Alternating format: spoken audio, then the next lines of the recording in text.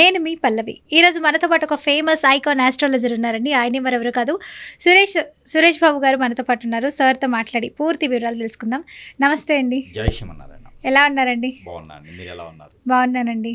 Sir, ఇప్పుడు దీపావళి వచ్చేస్తుంది sir. 100 ఏళ్లకు ఒకసారి దీపావళి నాడే అంట హంస మహాపురుష యాగం జరుగుతుంది అంటారు. సారీ, యోగం కలుగుతుంది అంటారు. అసలు ఏ రాశి వారికి ఎలాంటి యోగాలు కలుగుతాయి? అంటే గ్రహం మారడం వల్ల ఏమైనా యోగాలు కలుగుతాయి అంటారా, లేకపోతే ఏంటి, ఎలా? అయితే ఈ హంస మహాపురుష యోగం అనేది ఏంటంటే 100 సంవత్సరాలకు ఒకసారి వస్తుందని చెప్తారు, కానీ అట్లా ఏముండదు.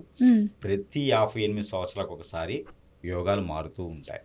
ఒక్కొక్క గ్రహము ఒక్కొక్క స్థానంలో ఒక్కొక్క గ్రహంతో అనుసంధానమైనప్పుడు యోగాలు అనేది యోగిస్తూ ఉంటాయి. అది ఒక్కొక్క సమయంలో ఒక్కొక్క రాశికి ఆ యోగం అనేది వస్తుంది. అలానే ఈ యొక్క యోగం ఏదైతే ఉందో, ఈ మహాహంస పురుష యోగం ఏదైతే ఉందో, ఈ యోగం కూడా అలానే వచ్చింది మాత్రమే ఉంటుంది. అయితే ఇప్పుడు మనకి ఈ యొక్క జీవనశైలి వెళ్తూ ఉండగా మనకి ఈ యొక్క 2025 సంవత్సరంలో మారినటువంటి అతిపెద్ద గ్రహాలైనటువంటి శని భగవానుడు కావచ్చు, గురువు కావచ్చు, ఇలాగ రాహువు, కేతువు, ఇవన్నీ కూడా ఏంటంటే ఒక్కొక్క సంవత్సరం ఒక్కొక్కటి మారుతూ ఉంటాయి. అలానే ఈ 2020 సంవత్సరంలో అతిపెద్ద గ్రహాలు అంటే 4 గ్రహాలు కూడా ఒకే సంవత్సరం మారటం అనేది ఒక అనువైనటువంటి విషయం. అది 58 నుంచి 60 సంవత్సరాల లోపు అలా మారుతూ ఉంటాయి. ఇలాగా ఒక్కొక్క 3 గ్రహాలు మారేటువంటి విధానం అయితే 32 సంవత్సరాలకు ఒకసారి మారుతున్నటువంటి విధానం అయితే ఉంటుంది. అలానే కొన్ని గ్రహాల మార్పిడి వలన కొన్ని యోగాలు వస్తాయి. అలానే గురుచండాల యోగం ఉంటుంది, హంసనందిని యోగం ఉంటుంది, ఆ తర్వాత మహాదిత్య యోగం ఉంటుంది. అంటే హంస పురుష యోగం అన్నారు, ఇప్పుడు హంస నందిని కూడా ఉందా? హంస నందిని యోగం ఉంటుంది, హంస పురుష యోగం ఉంటుంది. హంస నందిని యోగం అంటే అది ఇంకా అసలు దానికి భరాయించలేరు ఎవరు. మనము పడుకుంటే మన పైన వజ్రవైడూర్యాలు కురుస్తాయి అన్నమాట.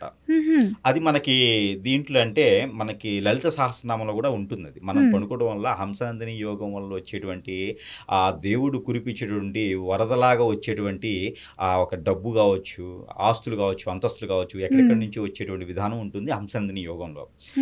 పనులు అవన్నీ అవుతాయి, పదవులు కూడా బాగా వస్తాయి. ఆ యోగం వరించినటువంటి అక్కడ పద్ధతి, అక్కడ రాశి కూడా కలిసి రావాలి. మళ్ళీ వారికి ఆ రాశి, ఆ నక్షత్రం, ఆ ఒక గడియలు అన్ని కూడా కలిసి వచ్చిన వారికి ఆ యోగం వస్తుంది. అది ఎలా ఉంటాయి, అది అదృష్టం ఉండాలి. అదృష్టం ఉన్న వారికి ఆ యోగం వస్తుంది. అంటే స్పెసిఫిక్ రాశులకు మాత్రమే ఆ లక్ ఉంటుందంటారా, లేకపోతే అన్ని రాశుల వాళ్ళకి? అంటే అన్ని రాశుల వారికి ఉంటుంది, కానీ పెద్దగా ఉండదు. అంటే కొంతమంది నక్షత్రం బట్టి కూడా రాశి బట్టి ఉంటుంది అంటుంటారు. అంటే ఏ నక్షత్రం వాళ్ళకి ఇప్పుడు లక్ అంటారు? ఇది నక్షత్రానికి సంబంధించింది కాదు, యోగం అనేది రాశికి సంబంధించింది. ఒక రాశిలో 3 నక్షత్రాలు 9 పాదాలు ఉంటాయి. అలాగే ఒక రాశికి సంబంధించిన దానికైతే ఈ యోగం అనేది బాగా వరిస్తుంది. ఏ రాశి వారికి లక్ ఉందంటారు? ఈ మహాహంస పురుష యోగం అనేది ఏదైతే ఉందో, ఇది దీపావళికి ముందే వస్తుంది. దీపావళి రోజు కాదు రావటము, ఈ అక్టోబర్ 18వ తారీఖు నుంచే ప్రారంభమవుతుంది. ఎందుకంటే కనుక గురు భగవానుడు అక్టోబర్ 18నే మారుతున్నాడు, స్థల మార్పిడి అనేది చేస్తున్నాడు. వక్ర దృష్టితో చూస్తాడనమాట. ఇక మీదట ఈ యొక్క గురు భగవానుడు వక్ర దృష్టితో ఉంటాడు. అంటే మిథున రాశిలో ఉన్నటువంటి గురు భగవానుడు కర్కాటక రాశికి అడుగు పెట్టడంతో ఈ యోగం అనేది వరిస్తూ ఉంటుంది. ఈ యోగం పరిమాణం వచ్చేసి 42 రోజులు ఉంటుంది. అంటే ఉండడానికి 3 మాసాలు ఉంటుంది, కానీ యోగ ప్రతిఫలం వచ్చేసి 42 రోజులు ఉంటుంది. దీంట్లో ముఖ్యంగా కర్కాటక రాశి వారికి, కన్యా రాశి వారికి, అందులోనూ మకర రాశి వారికి బాగా కలిగి వస్తుంది. అందులోనూ ఇంకా కూడా మిశ్రమ ఫలితాలు వచ్చేటువంటి రాశులు ఏంటంటే కనుక ధనుసు రాశి ఒకటి వస్తుంది, వృషభ రాశి ఒకటి వస్తుంది. ఈ రాశుల వారికి ఇంకా కూడా కొంచెం మేర 30% ఫలితం కావాలంటే కనుక మిథున రాశి వారికి కూడా కొంతమేర బాగుంటుందని చెప్పొచ్చు. మరి తులా గురుగారు?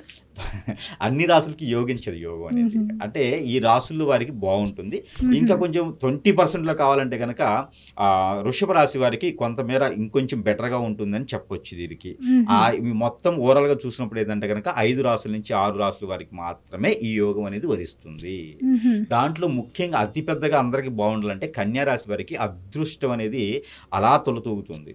ఈ రాశి ఈ ఒక యోగం అంటే 42 రోజులు వాళ్ళకి బాగుంటుంది, చాలా బాగుంటుంది. మామూలుగా అయితే 3 మాసాలు ఉంటుంది అంటారు. 3 మాసాలు యోగం అదృష్టం ఉంటుంది, కానీ 42 రోజులు 18వ తారీఖు నుంచి 42 రోజుల పాటు అంటే ఒక యజ్ఞ కాలం అంటారు దీన్ని, ఒక దీక్ష కాలం అంటారు. ఈ దీక్ష కాలం, దీక్ష మండలి కాలంలో వరకు కన్యారాశి వారికి అదృష్టం అనేది అలాగా తులతూగుతుందని చెప్పొచ్చు.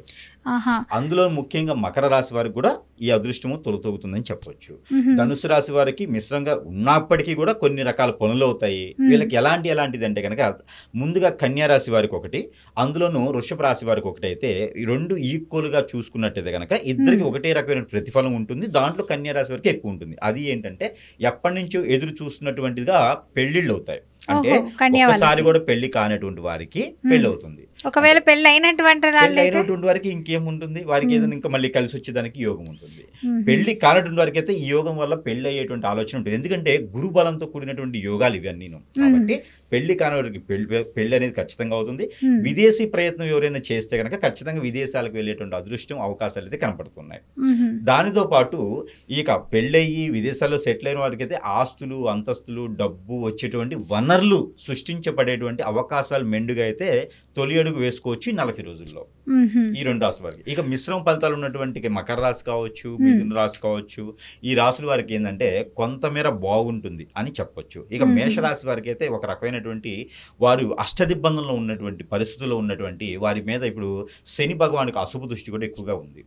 అలాంటి అశుభ దృష్టి ఉంది కాబట్టి ఈ యొక్క యోగం వలన వారికి కూడా కొంతమేర బాగుంటుంది, వనరులు లభిస్తాయని చెప్పొచ్చు.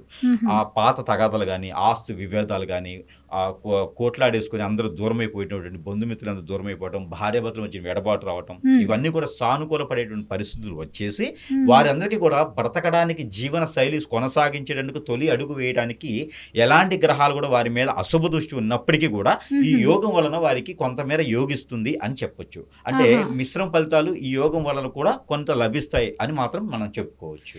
ఓకే.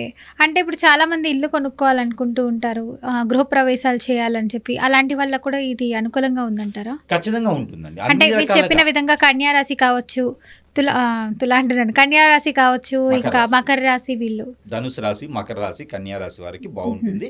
అందులో సింహరాశి వారికి కూడా బాగానే ఉంటుంది. ఎందుకంటే వీరందరి మీద శని భగవాన్ యొక్క అశుభ దృష్టి ఉంది. అలాంటి శని భగవాన్ యొక్క అశుభ దృష్టి ఎవరెవరి మీద ఉందో ఈ యొక్క యోగం వలన ఆ శని భగవాన్ అశుభ దృష్టి అనేది కొంతమేర మిశ్రమ ఫలితాలు ఇచ్చేలా కనిపిస్తుంది.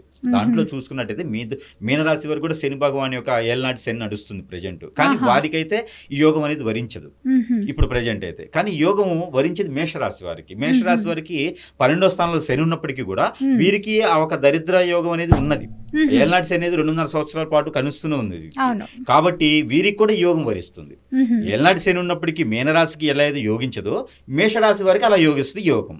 కాబట్టి ఓవరాల్ గా చూసినప్పుడు రాసులన్నీ బాగానే ఉన్నాయి. రాసుల్లో ఉన్నటువంటి ఏ గ్రహమైనా కూడా వీరికి అదృష్ట యోగం ఇచ్చేటానికి కనిపిస్తుంది. దీని తర్వాత బుధాంతర యోగం అని వస్తుంది. ఈ బుధంతర యోగం అంటే స్థలాలు, ఇళ్ళు, వాకిళ్ళు, అలానే గృహ ప్రవేశాలు చేసుకోవడానికి అన్నా చూసారా, ఇవన్నీ కూడా బుధంతర యోగం అని చెప్పేసి ఒకటి వస్తుంది. అది ఎప్పుడు వస్తుంది అంటే కనుక మనకి మోస్ట్లీ నవంబరు లాస్ట్లో అంటే డిసెంబర్ మొదటి వారంలో కల్లా ఆ యోగం అనేది వరిస్తుండేది అనమాట. ఆ బుధ యోగం అనేది ఏదైతే వస్తుందో ఆ బుధ యోగం వచ్చినప్పుడు కొన్ని రాసుల వారు అప్పుడు స్థలాలు కొట్టడానికి, అలానే గృహ ప్రవేశం చేసుకోవడానికి, గృహ శోభ తీసుకోవడానికి, గృహంలో మరమ్మతులు చేసుకోవడానికి, మాడిఫికేషన్ చేసుకోవడానికి, అలానే కొత్త ఇళ్ళు కొనడానికి కానీ, ఇళ్ళు కట్టిన వాటిని మళ్ళీ రిమూవ్ చేసుకోవడానికి కానీ వారు అదప్పుడు అదృష్టం అనేది కొన్ని రాసుల వారి మీద ఉంటుంది అనమాట. అప్పటివరకైతే ఈ యొక్క యోగం అనేది వరిస్తూనే ఉంటుంది. అంటే ఇంకా బాగుండాలి ఈ రాశి వాళ్ళు అన్నప్పుడు ఎలాంటి పరిహారాలు చేసుకుంటే బాగుంటుందంటే? ఖచ్చితంగా అన్ని రాసుల వారు చేసుకోవచ్చు పరిహారాలు. అయితే పరిహారాలు పర్టికులర్ ఈ రాశి వారికి అనే ఏం లేదు, ప్రతి ఒక్కరు కూడా పరిహారం చేసుకోవచ్చు. దాంట్లో ముఖ్యంగా ఎవరికైతే యోగిస్తుందో వారి కనుక మంచి పరిహారాలు చేసుకుంటే ఇంకా బాగుంటుంది. కాబట్టి కన్యా రాశి వారు ఒకరు, మకర రాశి వారు, అలానే మేషరాశి వారు, ఈ 3 రాశుల వారు ముఖ్యంగా అయితే కనుక ఎవరికైనా ఒక ముగ్గురికి పేదవారికి, గుడి దగ్గర ఉండేటువంటి పేదవారు ఉంటారు కదా, ఆడుకునేవారు ఉంటారు, వారికైనా సరే ఒక శారీ, బ్లౌజ్ పీసు, తాంబూలంతో సమర్పించుకోవాలి. వారికి ఒక ముగ్గురికైనా సరే చీర, జాకెట్ ముక్క, వారికి తాంబూలంతో వారికి ఒక 2 రకాల ఫ్రూట్స్ తీసుకుని వెళ్ళి వారికి సమర్పించుకోవాలి, మీ కోరికలు తీరాలని.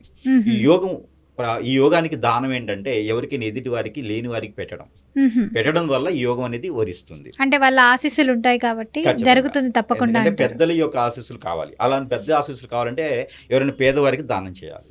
పూర్వీకుల శాపాలు పోవాలన్నా పేదవారికి దానం చేయాలి. అది తెలియక చాలా మంది గోకర్ణ అక్కడికిక్కడ వెళ్ళేసి వేలాది రూపాయలు ఖర్చు పెట్టేసి యజ్ఞ యాగ హోమాలు చేపిస్తూ ఉంటారు.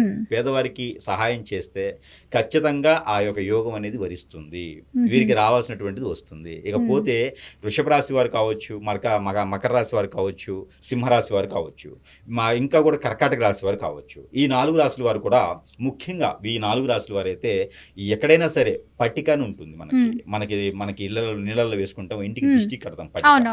ఆ పట్టిక తీసుకొని ఈ రాశి వారైతే వారికి వారే ఒక 50 గ్రాములు గురువారం రోజున వారికి వారే దిష్టి తీసేసుకొని ఎక్కడైనా పారేటువంటి నీటిలో వేయాలి. లేదు అంటే కనుక ఎక్కడైనా వారికి సమీప దూరంలో నది, చెరువు, వాగు, కుంట, ఏరు, సెలయేరు, ఇలా బ్రహ్మగుండాలు ఉంటాయి, కాలువలు ఉంటాయి. అక్కడ స్నానం చేసే విధంగా ఉంటే గనక అక్కడ వీరు కోరుకున్నటువంటి కోరికలు తీరేందుకు ఈ యోగం వారికి కూడా వరించాలి. ఉన్నటువంటి కర్మలు ఏదైతే ఉన్నా కూడా మాకు తెలియకుండా చేస్తుంది బట్టి పోవాలని చెప్పేసి అని ఇంటి దగ్గరే స్నానం ఆచరించి అక్కడికి వెళ్ళి స్నానం చేస్తే అప్పుడు ఈ యోగం అనేది వరించేదానికి అవకాశం అయితే కనిపిస్తుంది. ఇలాంటి పరిహారాలు చేసుకుంటే కనుక ఖచ్చితంగా యోగం అనేది వరిస్తుంది 40 రోజుల పాటు. గురువుగారు, ఇప్పుడు చాలా మంది మన వ్యూవర్స్ వాళ్ళు అడగమంటున్నారు, గంగా, యమున ఇలా మన పూర్వకాలం నుంచి చాలా మంది నదిలో స్నానం చేస్తే చాలా మంచిది అంటుంటారు. అసలు ఎందుకు పూజలు చేయాలి అని అడుగుతున్నారు. అసలు దాని ప్రత్యేకత ఏంటంటారు? నదులకి పూజలు ఎందుకు చేయాలి అదేనా? నదులకి పూజలు ఎందుకు చేయాలి, అసలు నదిలో స్నానం ఎందుకు చేయాలి అంతేనా? నదులు అనేది మనకి అమ్మ నాన్న ఎలా అయితే ఉన్నారో వారి తర్వాత నదులు కూడా అలానే తల్లితో సమానం. అలానే సముద్రములు దేవుడితో సమానం. అంటే మగవారు సముద్రుడు, నది తల్లిలాగనమాట. అయితే మనం చేసేటువంటి మనకి తెలుసో తెలియకుండా చిన్నప్పటి నుంచి ఏదో ఒక తప్పు చేస్తూ ఉంటాం. పిల్లల్ని కొట్టడము, ఎవరెవరి దగ్గర లాక్కోవటము, ఆటలాడుకునేప్పుడు గొడవ చేయటము, ఇలా ఏదో ఒక అల్లరి చేస్తూ ఉంటాం. అంటే అప్పుడు చిన్న బాల్యం కాబట్టి అది చెల్లుతుంది కదా. అలా కదా మనము అల్లరి చేస్తాం కదా. అల్లరి చేసినప్పుడు ఎవరి భయం ఉంటుంది? అమ్మ భయమో నాన్న భయమో ఉంటుంది. ఎందుకు అంటే కొడతారేమో తిడతారేమో ఉంటుంది.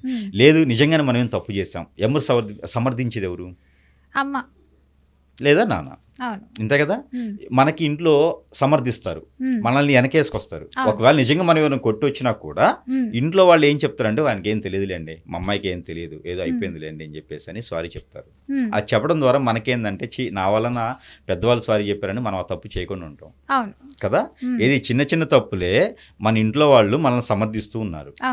అలానే వాళ్ళ తర్వాత నది అనేది కూడా మనం చేసే కర్మలు పాపాలు, మన పూర్వీకులు చేసినటువంటి కర్మలు పాపాలు, మనం ఎక్కడెక్కడో తిరుగుతాము, ఎక్కడెక్కడో చెప్తూ ఉంటాము, ఏదో చేస్తూ ఉంటాము. మన ప్రకృతి అనేది మనకి సహజ జీవనం. మనం ప్రకృతిలో ఉన్నాము. గాలి అనేది, నీరు అనేది, నిప్పు అనేది లేకుండా ఉంటే మన జీవన శైలి అనేది కొనసాగదు కదా. కాబట్టి మనము తల్లిదండ్రులను ఎలా అయితే గౌరవిస్తామో, ఎలా అయితే పూజిస్తామో, అలానే మన ప్రకృతి కూడా తల్లిదండ్రులతో పాటు సమానం. తల్లి, తండ్రి, ప్రకృతి, గురువు, దైవం. ఓకే, గురువు 3 కాదు, ప్రకృతే 3, 4 గురువు. అంటే ప్రకృతిలోనే మనం జీవిస్తున్నాం కాబట్టి ప్రకృతికి మనం ఉదయించగానే సూర్యుడికి నమస్కారం చేసుకుంటాం కదా. మనకి గాలి ఉంటే, శ్వాస ఉంటే మన ప్రాణం అనేది ఆగుతూ ఉంటుంది. మనం వాటర్ తాగటం వలన మన ప్రాణం అనేది నిలబడుతూ ఉంటుంది. మనం జీవన శైలి అనేది కొనసాగించవచ్చు, ఇమ్యూనిటీ అనేది పెరుగుతూ ఉంటుంది.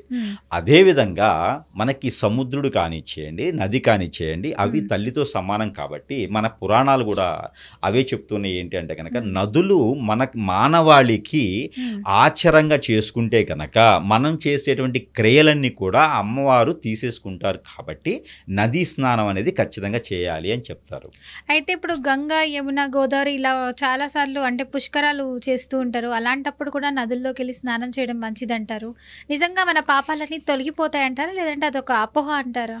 అపోహ అనేది ఏం లేదండి. ఇప్పుడు మనకి ఎక్కడికైనా చెడు ప్రదేశానికి వెళ్తాము, ఆ చెడు ప్రదేశం నుంచి వెళ్ళగానే ముందు మీరు కాళ్ళు కడుక్కొని లోపల రండి అంటారు. మనం పవిత్రమైనటువంటి ఆలయాల్లోకి వెళ్ళినప్పుడు కూడా ముందు మీరు కాళ్ళు కడుక్కొని లోపల రండి అంటారు, స్నానం చేసి లోపల రండి. స్నానము అనేది శుద్ధి, మనలో ఉన్నటువంటి మలయాలన్నీ కూడా తీసేటువంటి గుణము, లక్షణము మా స్నానానికి ఉన్నది. ఇప్పుడు మనకి ఫీవర్ వచ్చిగానే ఏం చేస్తారు మీరు? స్నానం చేసి రమ్మంటారు. ఫీవర్ వచ్చింది మీకు, మీకు ఏదైనా ప్రాబ్లం, హెల్త్ ఇష్యూ వచ్చింది, దానికి ఏం చేస్తారు? దానికి ఎలా తగ్గుతుంది హెల్త్ ఇష్యూ? మెడిసిన్ వాడతారు. మెడిసిన్ వాడితేనే, లేదంటే ఇంజెక్షన్ వాడతారు, దాంతోనే మనకి ప్రాబ్లం అనేది సార్టెడ్ అవుతుంది. అదే విధంగా మనలో ఉన్నటువంటి మలయాలు ఆ పాపాలు, క్రియలు, కర్మలు, మనం చేసేటువంటి విధానం ఏవైతే ఉన్నాయో అవన్నీ తొలగిపోవాలి కదా. తొలగిపోవాలంటే ఏదో ఒకటి క్రియ కావాలి కదా. మనం చిన్నపాటి తప్పు చేస్తేనే మన ఇంట్లో వాళ్ళు మనల్ని సమర్థిస్తున్నారు అన్నప్పుడు నది అనేది మనకి జీవన శైలిగా కొనసాగుతుంది. మనం దాన్ని స్వీకరిస్తున్నప్పుడుగా నది ఎంత మాత్రం తప్పులు చేసినా కూడా క్షమించి వదిలేదా? మన పెద్దలకే నది అనేది తల్లిదండ్రిగా ఉన్నప్పుడు మనం ఏదైనా సరే ఆ నది భారంతో చేసుకున్నట్టయితే కనుక ఆ నీరు మనకి మంచి తరాన్ని ఇస్తుంది. ఆ నీరు మనకి మనలో ఉన్నటువంటి చెడు క్రియలను తీసేస్తుంది. మన క్రియలే ఒకటే కాదు, మన పెద్దలు చేసినటువంటి కర్మలు కూడా నదిని తీసేస్తుంది. ఎప్పుడైనా ఒకటి గమనించండి, మన ఇంట్లో కావద్దు ఎవరైనా పెద్దవారు కనుక కాలం చేసుకుంటే అవన్నీ కూడా ఎక్కడ తీసుకెళ్ళి చేస్తారండి? నది దగ్గరే చేస్తారు. ఎందుకు అంటే నది అనేది బరాయిస్తుంది కాబట్టి. వినాయకుడి పూజలు చేసిన తర్వాత కూడా తీసుకుపోయి నదిలోనే నిమజ్జనం నదిలోనే చేస్తారు. ఇంట్లో ఏదైనా పనికిరాని వస్తువు తీసుకుపోయి నదిలోనే నిమజ్జనం చేస్తారు. ఎందుకంటే నది గర్భం అనేది చాలా గొప్పది. తల్లి గర్భం ఎలానో నది గర్భం కూడా అలాంటిది. కాబట్టి ఏదైనా సరే బరాయించుకోగలుగుతుంది. అంతగా మనం బరాయించుంది కదా అని చెప్పేసి అని మరీ లేనిపోయినటువంటి ఇప్పుడు వేసేటువంటి క్రయలు ఇప్పుడు వేసినటువంటి కెమికల్స్ అన్నీ వేసారనుకోండి, ఆ నదికి కూడా ఉబ్బం వస్తుంది, ఆ నది కూడా ఆవేశం వస్తుంది. అప్పుడప్పుడు వరదలు లాంటివి కూడా సంభవిస్తూ ఉంటాయి. వరదలు సంభవిస్తూ ఉంటాయి. చాలా మంది ఊపిలాగా చిక్కుకుపోతున్నారు, సుడిగుండాలు వచ్చేస్తున్నాయి. అది వారి కర్మంసాలే అని చెప్పేసి అని జాతకంలో రాసి ఉన్నప్పుడు అది తప్పిపోవాలనుకుంటే తప్పుతుంది. ఏదైనా గురువు దగ్గరికి వెళ్ళటమో లేకపోతే వారు ఏదన్నా ఆ టైంలో ఏదైనా వేరే వర్క్ తగలటం అయితే తప్పిపోతుంది. లేదు అనుకున్నప్పుడు ఖచ్చితంగా ఆ కర్మ అనేది అలా వెళ్ళిపోతూ ఉండేది. ఒక్కొక్కరికి కొన్ని ఫ్లైట్సే వెళ్ళిపోతూ ఉన్నాయి, కొన్ని స్టీమర్లు కావచ్చు, ఓడలు కావచ్చు, ఎన్నో రకాలు వెళ్ళిపోతూ ఉన్నాయి. ఆ కర్మంసాలే అనమాట. దాన్ని ఎవరు ఆపలేని పరిస్థితి. అది ప్రకృతి వైపరీత్యం. అది కావాలని కాదు, ప్రకృతి వైపరీత్యం. పాపాలు పెరిగినప్పుడు కానీ అప్పుడప్పుడు అలాంటివి జరుగుతూ ఉంటాయి. అది ప్రకృతికి సంబంధించినటువంటి విషయం అనమాట. ఇప్పుడు నదిలో పూజలు చేయడం అనేది మరి మన తల్లిదండ్రులకు మనం గౌరవిస్తున్నాం కదా, అదే విధంగా నదులకి పూజలు చేయడం కూడా అదే విధంగా అదే సాహసంగా చేస్తే ఆ నది మనకి శాంతి చేసి నది కూడా దీవెనలు ఇస్తుంది. నది కూడా దీవెనలు ఇస్తుంది. నది కూడా నది అమ్మవారు. గంగా, యమున, సరస్వతి అంటే మామూలు ఏం కాదు. మన పాపాలన్నీ స్వయంగా గుళ్ళో ఉన్నటువంటి అమ్మవారు తీసుకుంటారో లేదో కూడా మీకు తెలియదు. కానీ సముద్రము నది అయితే మన మీదనే వేయగానే తీసేసుకుంటుంది. అంతే కదా, మనం ఏదైనా వేసేయండి అలా వచ్చేసి లాగేస్తుంది లోపలికి, లాగేస్తుంది కదా. అంటే ఇప్పుడు అది కూడా భగవంతుడు తీసేసుకుంటున్నారనేనా? అంతే కదా, తల్లి రూపంలో వచ్చి. అంతే కదా. అప్పుడు మనకి అలాంటి పాపాలని తీసేసుకున్నటువంటి నదికి మనము హారతి ఇవ్వచ్చు, పూజ చేయొచ్చు. ఎందుకంటే మనం గౌరవిస్తేనే కదా అవి తీసుకొని మనకి దీవెనలు ఇచ్చేది. మనలో ఉన్నటువంటి చెడు అంతా పోతేనే కదా మనకి దీవెన వస్తుంది. కాబట్టి నది అనేది చాలా గొప్ప విషయం. కాబట్టి నదికి అందరూ పూజలు చేసుకోవచ్చు. మనకు ఉన్నటువంటి క్రియలు, పెద్దవారి చేసేటువంటి కర్మలు ఏవైనా సరే నది తీసుకుంటది, చాలా గొప్పది. కాబట్టి అయితే ఇప్పుడు మీరేమో నది గొప్పది అని అంటున్నారు. చాలా మంది ఎవరైనా కాలం చేసిన వాళ్ళు ఏదైనా ఉంటే వస్తువులదండి నదిలోనే పడేస్తూ ఉంటారు, ఇలా చేస్తుంటారు. అది మంచిది కాదు కదా మరి. అలాంటప్పుడు మొత్తం అందులోనే కలుస్తుంది, మరి చెడు ఉంటుంది కదా అందులో. చెడు ఉంటుందంటే తీసేసుకుంటుంది కదా చెడు, అంటే ప్రవాహంలో పోతుంది అని అంటారా? అంతే కదా. మరి ప్రతిదీ నది గర్భంలోకి వెళ్ళిపోతుంది. ఆ నది ఏమవుతుందంటే మళ్ళీ సముద్రంలో కలుస్తుంది. మళ్ళీ ఆ సముద్రం ఒడ్డుకి వెళ్ళిపోతాయి అన్నీను. నదిలో వేసిన ప్రతి ఒక్కటి సాయంత్రానికి సముద్రంలోకి వెళ్ళి లెక్క చెప్పాల్సింది అక్కడ. అందుకని చెప్పేసి మనం ఏదైనా ఉంటే కూడా మనకి పనికిరాని వస్తువులు కానీ, మనలో జరిగినటువంటి క్రియలు కానీ, కర్మలు కానీ ఏదైనా వదిలేసుకోవాలన్నా కూడా నది తీరానికి వెళ్ళి వదిలేస్తే కొంతమంది నదుల్లో చనిపోతూ ఉంటారు, ఈత కొడుతూ స్నేహితులతో బయటికి వెళ్తూ ఉంటారు, అలా చనిపోతూ ఉంటారు. మరి అప్పుడు మొత్తం శుద్ధి కాదు, అంటే అపవిత్రమైపోయింది నది అని కూడా కొంతమంది. నది అంతా అపవిత్రం అవ్వదండి. అంత తల్లి గర్భంలో ఉన్నప్పుడు ఇప్పుడు మనకి ఆలయాలు ఉన్నాయి, గ్రహణాలని ఏర్పడతాయి. ఈ గ్రహణాలు ఏర్పడినప్పుడు ఆలయానికి కూడా కీడు జరుగుతుంది. ఆలయాలు కూడా మూసివేస్తారు. తర్వాత తనంతరం ఏమవుతుంది అంటే ఆలయాలు తెరిచి మంత్రోచ్చారణతో మళ్ళీ ఆ ఆలయానికి పూర్వవైభవం తీసుకొస్తారు. అంతే విధంగా తల్లి నదిలో. డౌట్ అండి గురుగారు, ఇప్పుడు మీరు చెప్పినట్టు సూర్యగ్రహణం, చంద్రగ్రహణాలు ఇవన్నీ అవుతున్నాయి, ఆలయాలు మూసేస్తారు. మరి ఆ గ్రహ కిరణాలన్నీ మనకి ఇప్పుడు నదుల మీద కూడా పడతాయి కదా, మరి నది కూడా ఇదైపోతుంది కదా. ప్రతిదీ నీటితో శుద్ధి అవుతుందండి, నీటితోనే. ప్రతిదీ భూమి మీద. ఇప్పుడు అదే నీళ్ళు మనం స్నానం చేస్తాం, గుళ్ళలో శుద్ధి చేస్తూ ఉంటాము. ప్రతిదీ కూడా సముద్ర గర్భం కానీ నది గర్భం కానీ అమ్మవారితో సమానం. కాబట్టి సముద్ర గర్భం అయితే స్వామివారితో సమానం, అమ్మవారి గర్భంతో సమానమైనటువంటి నది ఏదైతే ఉందో ఎంతటి కిరణాలు వచ్చినప్పటికీ కూడా ఇక్కడ దేవాతి స్వరూపంగా ఉన్నారు. కాబట్టి మనం ఏ చెడు క్రియ జరిగినప్పటికీ కూడా అలాంటి కిరణాలు పడ్డప్పటికీ కూడా నది అనేది పవిత్ర పవిత్రత అనేది కోల్పోదు. నది పవిత్రత అనేది కోల్పోదు. కలియుగం ఉన్నంత వరకు, కలియుగం ఉన్నంత వరకు నది పవిత్రత కోల్పోదు. ఆ నది పవిత్రత ఉంటుంది కాబట్టి ఎలాంటి కర్మలైనా సరే తీసుకోగలటువంటి క్యాపబిలిటీ ఆ నదికి ఉంటుంది. అప్పుడప్పుడు మనకి వరదలు వచ్చేది అదే ఉంటుంది. ఆ తట్టుకోలేని సందర్భంలోనే వరదలు వస్తాయి. అప్పుడైనా జాగ్రత్త పడతారు అని, ప్రకృతి వైపరీత్యం అంటారు దాన్ని. అందుకని చెప్పేసి నది అనేది చాలా గొప్పది. గంగా, యమున, సరస్వతి ఏ నది అయినా సరే కూడా చాలా గొప్ప నదులు. అందుకే ఒక్కొక్కరు ప్రయాణం చేసి, ఒకప్పుడైతే మనకి పెద్దవారు ఉంటారు, ఒక వయసు రాగానే ఇంకా నది మేము కాశీకి వెళ్ళిపోతున్నాం అని చెప్పేసి వెళ్ళిపోతారు. కాశీకి వెళ్తున్నామంటే ఇంకా రాము అని అర్థం ఒకప్పుడైతే. ఇప్పుడంటే అందరికి ఫ్లైట్లు వచ్చినాయి, అరగంటలో పోయేసి వస్తూ ఉన్నారు, అది వేరే విషయం. ఇప్పుడు ఒకప్పుడు ఏంటంటే అది కాశీ యాత్ర అనేది ఇంకా అంతం అని అర్థం. ఇప్పుడు కాశీ యాత్ర అంటే అది పుణ్యక్షేత్రం అయిపోయింది. పొద్దునే పోయే సాయంత్రానికి వచ్చేస్తా ఉన్నారు ఈ రోజుల్లో. అది ఒకప్పుడు కాశీ యాత్ర అంటే ఆ నదిలో స్నానం చేసి సంవత్సరాలు పట్టేది అక్కడికి వెళ్ళడానికి అని అంటుంటారు. ఆ నదిలో స్నానమే కాదు, ప్రాణం కూడా పోయినా కూడా ఇంకా పుణ్యమే. డైరెక్ట్గా శివుని వద్దకే వెళ్తాము, గంగమ్మ వారికి వద్దకే వెళ్ళిపోతాము అనే ఒక నమ్మకం అయితే ఉంది. మన శివ పురాణంలో కూడా మనకు అది దొరుకుతూ ఉంది. అయితే ఈ పురాణాలు సైతం కూడా మనకి ఏం చెప్తున్నాయి, చాలా మంది చితాభస్మాలు కూడా కాశీలో కలుపుతూ ఉంటారు. మరి అంటే అప్పుడు కాశీలోనే కాదండి, ఈ సీతాభస్మం అనేది ప్రతి దాంట్లో జరుపుతూ ఉంది. అదే మనకి పెద్దవారికి చేసేటువంటి క్రియలు అంటే అవన్నీ కూడా నదిలో చేయడం వలన వారికి పుణ్యకాలం అని చెప్తారన్నమాట. నది మనకి కలియుగంలో దైవంతో కొలుచవలసిందంటే ఉదయించేటువంటి సూర్యుడు మనకి ఎంతైతే ఉన్నాడో అలానే నదీ తీరం కూడా అంతే పవిత్రమైనటువంటిది, అంతే పవిత్రమైనది. కాబట్టి హారతి అనేది ఇవ్వచ్చు, పూజలు చేయవచ్చు. నదికి మనము ప్రతిరోజు కూడా నిత్య నైవేద్యంగా చేసుకోవచ్చు. నదిలో చేసేటువంటి ప్రతిక్రియ కూడా మనలో చేసేటువంటి క్రామ క్రోధ మోహాలన్నీ కూడా పటాపంచలు చేసేస్తుంది. కానీ నదికి చాలా అమ్మవారితో కనిపించేటువంటి అమ్మవారి రూపంలో ఉన్నటువంటిది నది. గురువుగారు, ఒకప్పుడు పూర్వకాలంలో మన తాత పుత్తాతలు వీళ్ళందరూ తీర్థయాత్రలకు వెళ్తున్నాము అని అంటూ ఉండేవారు. తీర్థయాత్ర అంటే ఏంటి, అక్కడ తీర్థయాత్రకి వెళ్ళడం వల్ల మనకు కలిగేటువంటి ప్రయోజనాలు ఏంటి, దాని ప్రాముఖ్యత చెప్పండి గురువుగారు. అంటే తీర్థయాత్ర అంటే, తీర్థం అంటే గుళ్ళో ఇచ్చేటువంటి తీర్థం, యాత్ర అంటే మనం ఆలయానికి వెళ్ళేటువంటి యాత్ర. ఆలయానికి వెళ్ళి తీర్థం తాగేసి రావడం, ఇదే తీర్థయాత్ర యొక్క ప్రత్యేకత. అంతేనా? అంతేనండి. తీర్థయాత్ర అంటే ఇప్పుడు అంతే కదా. తీర్థం అంటే ఏంటి, ఆలయాల్లో కొబ్బరి నీళ్ళు ఇచ్చేటువంటి దాన్ని తీర్థం అంటారు. యాత్ర అంటే వెళ్ళేసి వచ్చేదాన్ని యాత్ర అంటారు. ఇప్పుడేమో దాన్ని టూరిజం, ఇంకేమంటారు, ఇప్పుడు టూరిజమే కదా. ఇప్పుడైతే టూరిజం అంటారు, ఒకప్పుడైతే తీర్థయాత్ర అంటారు అన్నమాట. తీర్థం తీసుకోవడానికి వెళ్ళేటువంటి యాత్రనే తీర్థయాత్ర. కొంతమంది తీర్థయాత్రలకు వెళ్తున్నాం, తిరిగి రావచ్చు రాలేము అన్నట్టు సినిమా డైలాగ్ లో చెప్తారు పెద్దవాళ్ళు. అదే అంటున్నా, తీర్థయాత్ర అంటే తీర్థానికి వెళ్ళేటువంటి యాత్ర అండి. తీర్థం కోసం వెళ్ళి తీసుకొని వస్తారనమాట. అయితే తీర్థయాత్ర అంటే ప్రత్యేకత ఏంటంటే, మనకి ఒకప్పుడు రవాణా శాఖ అనేది ఏమీ లేదు. ఈ రవాణా సర్వీసెస్ లేకపోవటం వలన ఇంట్లో ఉన్నటువంటి పెద్దవారికి పుట్టినప్పుడే చిన్న వయసులోనే పెళ్లిళ్ళు చేసేటువంటి విధానం ఉండేది.